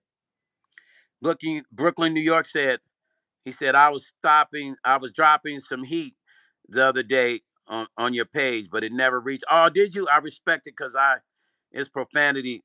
Oh, Brooklyn, yeah, YouTube probably blocked it out, fam. My apologies. I didn't even know I would have read it. You know me. Because that compilation, hey, Brooklyn, you see that? I'm ready to put another one on my wall in the studio. I got a whole bunch of plaques. I want to put the one for this compilation that's coming. I'm going to put it on that wall. Because I got some all over my studio, my house. One said, blacks have always should love, but if they love us in all the things we've done for them and their families, even under the distress, they will give us reparations. One, you know what? So supposedly through the years, there's certain reparation we got. They're saying there's certain reparations that happen. That's what they're saying. As I was reading, right? Denise said, yes, exactly. Brooklyn said, I have a question. Your CD you dropping is it all clean? Off of the hip hop compilation? Okay, so John, listen. So when you think of hip hop, think about like when Wu Tang dropped all their classic records and how they still drop them, right? The reason why I'm not gonna say all clean, but I'm marketing this record to the overseas market, to the buyers that are gonna buy vinyl, to the buyers that are gonna buy CDs, and a lot of these buyers are collectors. So I want to keep it. I'm not gonna say clean hip hop because I'm not gonna stop a cat if he got some stuff to say that's real. But I want to make sure that this record makes a historical pivotal point. So when I do it, I want to make sure that every rapper is really talking about something. If they happen to say a few cuss words in between talking about real stuff, I'm okay with that. I'm not gonna stop it. But I gotta make sure that everything is right with this project. I have the legendary J Flex is on this project, and I got a few other heavyweight names that's gonna be on this project. Roy said, I just don't want to believe he would tell us that, hey, Denroy, listen, I see the play though, Denroy, listen. I see the play because think about it. He was talking about the Bible at first, Denroy. We went from the Bible to being a healer. Who talks about the Bible usually and then tries to connect being a healer to the Bible? Usually people that feel like they're trying to walk in the light of Jesus, right? Because you can have spiritual healers that don't talk about the Bible, but they're healers, right? Like you got Gandhi, you got all these spiritual healers, right? But this guy talked about the Bible, and then within the same conversation, he started mentioning he's a healer. You see what I'm saying? That's all I'm saying, Denroy. Like that was weird to me. Okay, then Brooklyn, then you with it. I mean, you know what I'm saying? I don't know if you're interested in being, let me know and I'll tell you how you can be down on it. One said, just let your light shine. Exactly, one. Denise said the devil in disguise. Yeah. Because Denise, think about it. Why would you say, why would you talk about the Bible to me and then you turn around and say you're a healer? Usually when people put those words together, there's something strange going on. When they say the Bible, this and that, and then, hey, by the way, I'm a healer. Whenever people put those two words together, it sums up with that. You say, yeah, Brooklyn. You say you want to be on it? Okay, Brooklyn, if you want to be on it, I got to first when I come back live. So give me a chance. Well, put it like this, Brooklyn. Oh, Brooklyn say they're hypocritical. Exactly, Brooklyn. Exactly. Okay. So, Brooklyn, if you want to be on it, you got to first become a member. You got to be a member of my YouTube channel. Anybody that's on the compilations, any compilations, have to be a member of my YouTube channel. You got to become a member. When you become a member, hit me up on Instagram, email me, and send me a little bit of you flowing so I can hear you. And then I'll send you 2 tracks for the compilation. And you have to record them and you got to send it back to me so I can mix it here.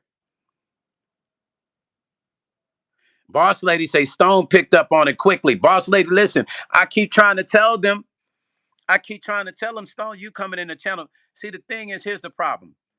Too many people think black folks is dumb. Y'all believe in that old narrative, that Sambo with the black face and the white lips. Y'all really believe that's real. Black people are smart as shit.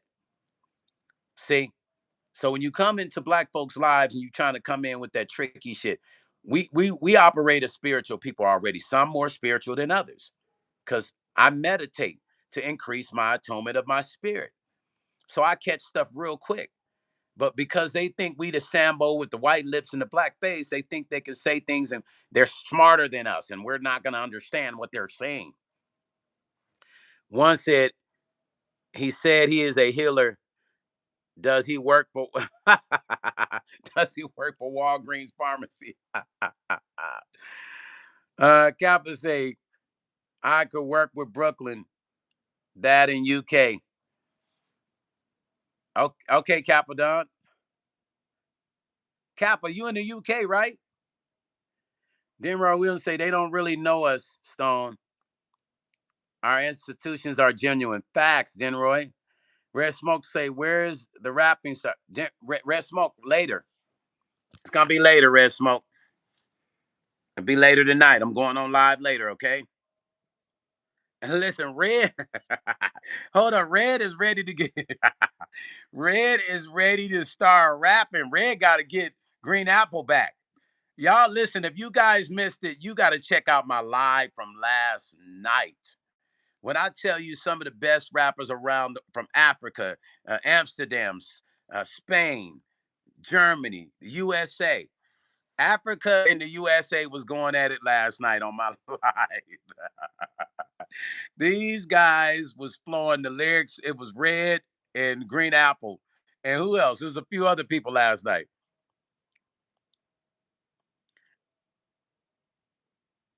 Hey, Brooklyn. So you got to get on this. But hey, Brooklyn, let me ask you a question. Did you know my boy the hip hop preacher, man, Lala. Did you know Lala? Brooklyn, did you know Lala? He ended up being a preacher. They just sent him locked up. Did you know Lala, Brooklyn? Yeah, Brooklyn. Okay, Lala is Foxy Brown's cousin. So check this out. I did a whole album on Lala. Tretch from Naughty by Nature is on that album. I still got the album. I'm going to re-release it. It's Tretch from Naughty by Nature. It's Jay-Z and Lala. It's who else? Black Rob. I did a track on Black Rob and Lala. Hey, Red Smoke say, where is Green today? Green Apple will be on here tonight. Trust me, when I go live. You better believe it. Because I know you got to, hey, Brooklyn. Green Apple was going Green Apple was going in last night. Hey, last night was crazy. Brooklyn said I grew up smooth. Okay. Um, do you know Premium, Brooklyn? You know Premium, a rapper named Premium? I think Premium's in Brooklyn. Then Roy say, what you say, Stone? Where am I in the compilation? What you say, Stone? Where am I? Where am I in? Hey, then Roy, I'm gonna have you. This is what we're gonna do with you. Then Roy, I'm gonna let you do the intro of the compilation. I need you to come with some fire talking, like I'm gonna have you talking in the beginning of the compilation, saying some real deep stuff. I'm gonna need you to send me something where you talking just some real, something deep, some straight Rastafarian stuff. You know what I'm saying about life. You know what I'm saying, and how life is, and keeping it real on the spiritual and about how music is, our ancestors about music. And I'm gonna put that as the intro. Then Roy, with you talking, you gonna do the intro.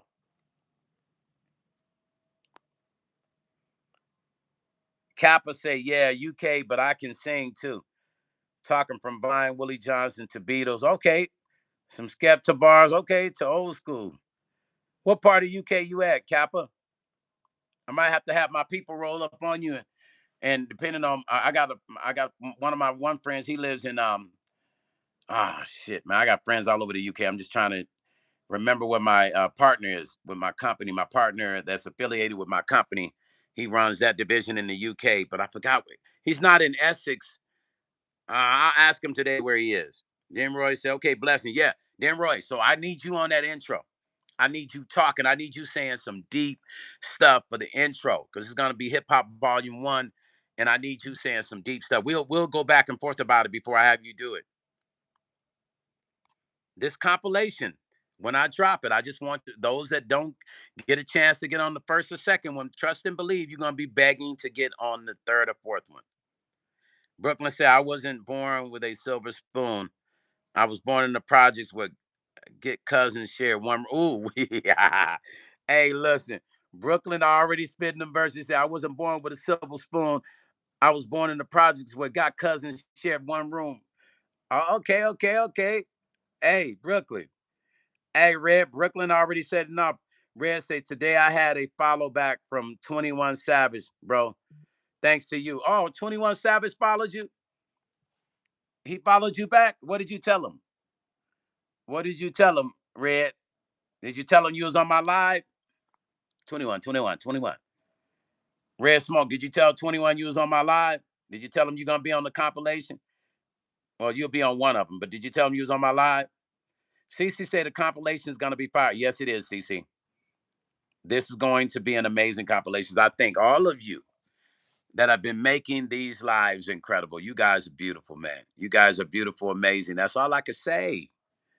That's all I can say. I had to get on here with my little stories today, trying not to shed a few little tears and stuff, just sharing some stuff with you guys. Y'all know I'm sensitive, and I'm sensitive about my aunt. Y'all know how Stone is. Red Smoke, like I wrote. You wrote what? What you talking about? Red, what you saying? I'm trying to understand what you're saying, Red. What you saying, Red? He's saying donkey sound. Yeah, yeah, I'm like, yeah. A donkey, listen, CC, I'm saying a donkey don't say he a donkey. He don't say, they say, well, what is that thing? He don't go, I'm a donkey. Why you gotta say you're a healer? Go open up a business that says healer on it so people can walk in. But when you're a real healer, you don't even say it. I've actually healed people through the years. When I used to be a Reiki teacher, I've healed a lot of people. But you guys never knew that. I never even told you I was a Reiki teacher. I never said that. Red Smoke said I wrote a verse so he saw it and followed me back on my second account. I wrote about you. Oh, you wrote about me? Okay. All right. All right, Red Smoke. Thanks for looking out for your boy, man. 21 know who I am. Leanne said, yeah, Leanne, that's what he did. He wanted clients. That's exactly what it was. Leanne read it like I read it. He came to my channel because he wanted people to run over to his channel. Build your channel. Ain't no easy way with none of this shit. No, Leanne, no, for real. I believe I believe really that's what he wanted. He wanted to come over and impress upon my people and think people gonna run over to his channel. He's trying to impress. I'm a healer. I'm a healer. Follow me. Follow me, guys. I'm a healer. Brooklyn say, my sister just died from colon. Oh man, colon cancer. The song I got for her, you have to hear it. Can I get you to stay? Oh man, listen, Brooklyn. Love and light to your sister. Why don't I, Brooklyn, if you're gonna be on the compilation, I'll create a track that's real, like, it has these melodies that move your spirit. And the two songs, your second song can be a song about your sister. You know what I'm saying? I'll make a track that's got that hits you right there.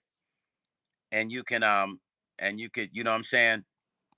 Love and light to the memory of your sister, brother. My stepdad passed away from colon cancer. We all have to take care of ourselves. And I lease beats too, Brooklyn. So you get either way, get at me. Stone Paxton on Instagram. Inbox me. I do original beats from scratch. I create original from scratch. Red Smoke say, shot line, how in the world does someone like a sister of my dude from YouTube can just be taken like that? Yeah. That colon cancer ain't no joke. My stepdad passed away from it. And we got to take care of ourselves. Everybody ease up on that red meat. Ease up on that red meat. Body can only take 30 years of being abused. And then, you got to remember all that stuff still sometimes be in the intestine walls and stuff. You got to flush the body out, do a colon cleansing. I tried to save my stepdad, and it was too late. Watch that red meat y'all putting in y'all body, man. Just be careful with it, please. Be as healthy as you can. We can't live forever, but we don't have to leave this earth suffering. We don't have to leave before it's our time. Capadon said, I couldn't hit that track. I can do classical. I could hit that. Oh, really, Kappa? You sing classical too? Red Smoke say, may your sister rest in peace, Brooklyn. Bro, I hope you will get blessed. Brooklyn, Red Smoke say, may your sister rest in peace. Yeah. Love and light to the memory of your sister, Brooklyn. Brooklyn, New York. All blessing to your sis, man. I know that shit ain't been easy. We in your corner, family. Look, I'm gonna go on later. We're gonna do that. The thing we're gonna do, Brooklyn, say thank you, Red. Appreciate you. We're doing the building the beat from scratch. Hey, Brooklyn, I know it hurts. Trust me, fam. Trust me, I know. I just had another family member lose another family member, so I know it hurts, man. It's not. I don't do well with people passing. Myself, I don't do well with it. Angie Stone passed, and as you know, if you haven't been on my channel, I can't even talk about her because every time I talk about her, I break down because I was helping Angie with her current business affairs at the time and setting up a show in Vegas and helping her get her royalties back. So I can't even talk about Angie because every time I talk about her and I see a vision of her, I break down on YouTube. I can't even handle it. So I'm with you.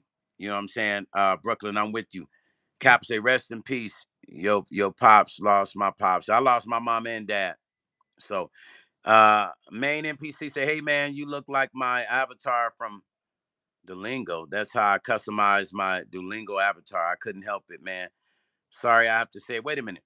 You customize your avatar to look like me? main it, main in, hold on. Main NPC.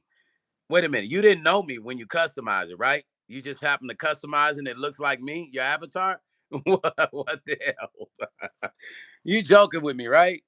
That's gotta be a joke. NPC, main NPC. That's gotta be a joke.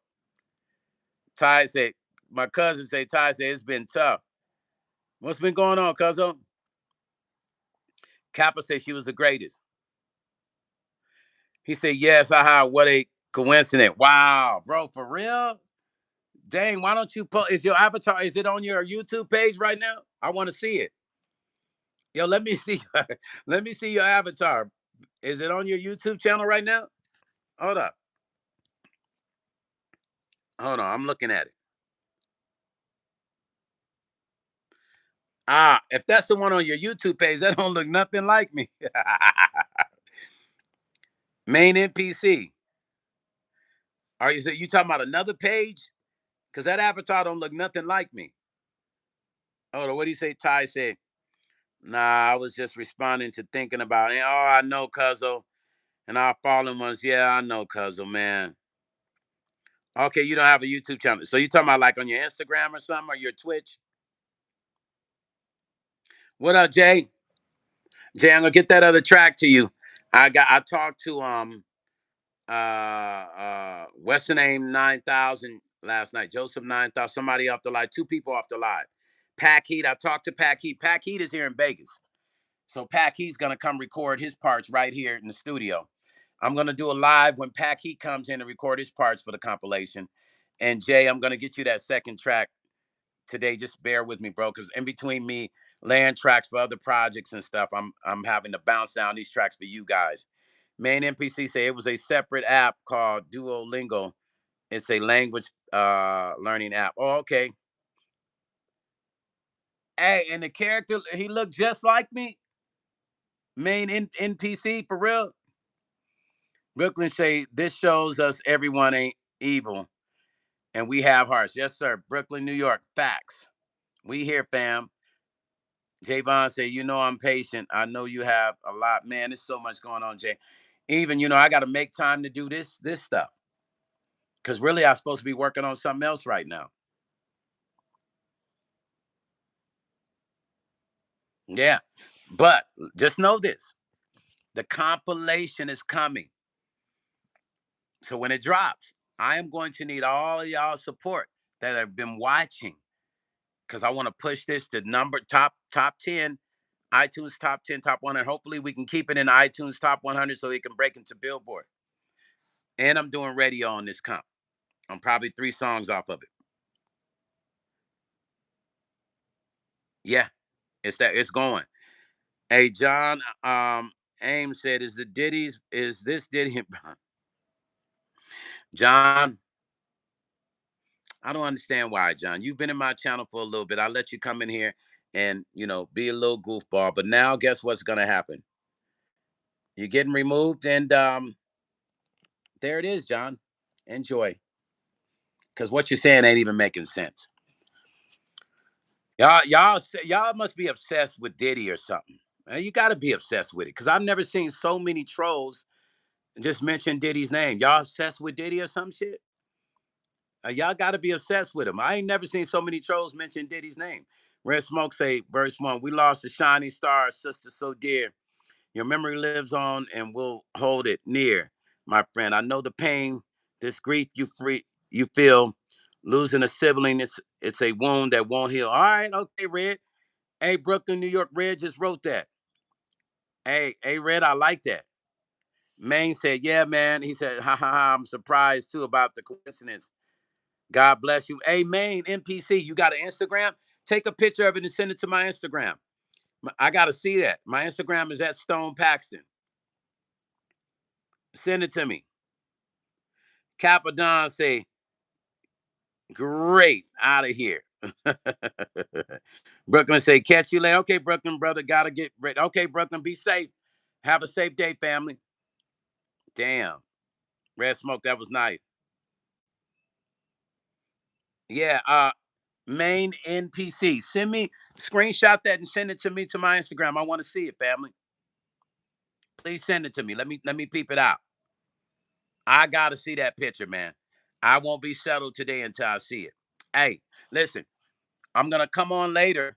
Listen, I appreciate you guys. Love all those that came into the live today. I'll see you later on this evening tonight sometime. I don't know what time. We're gonna go live from the studio, live, beat making and cypher. Peace and love. Enjoy your day. Talk to you later and blessing. And I'm out. Let's go.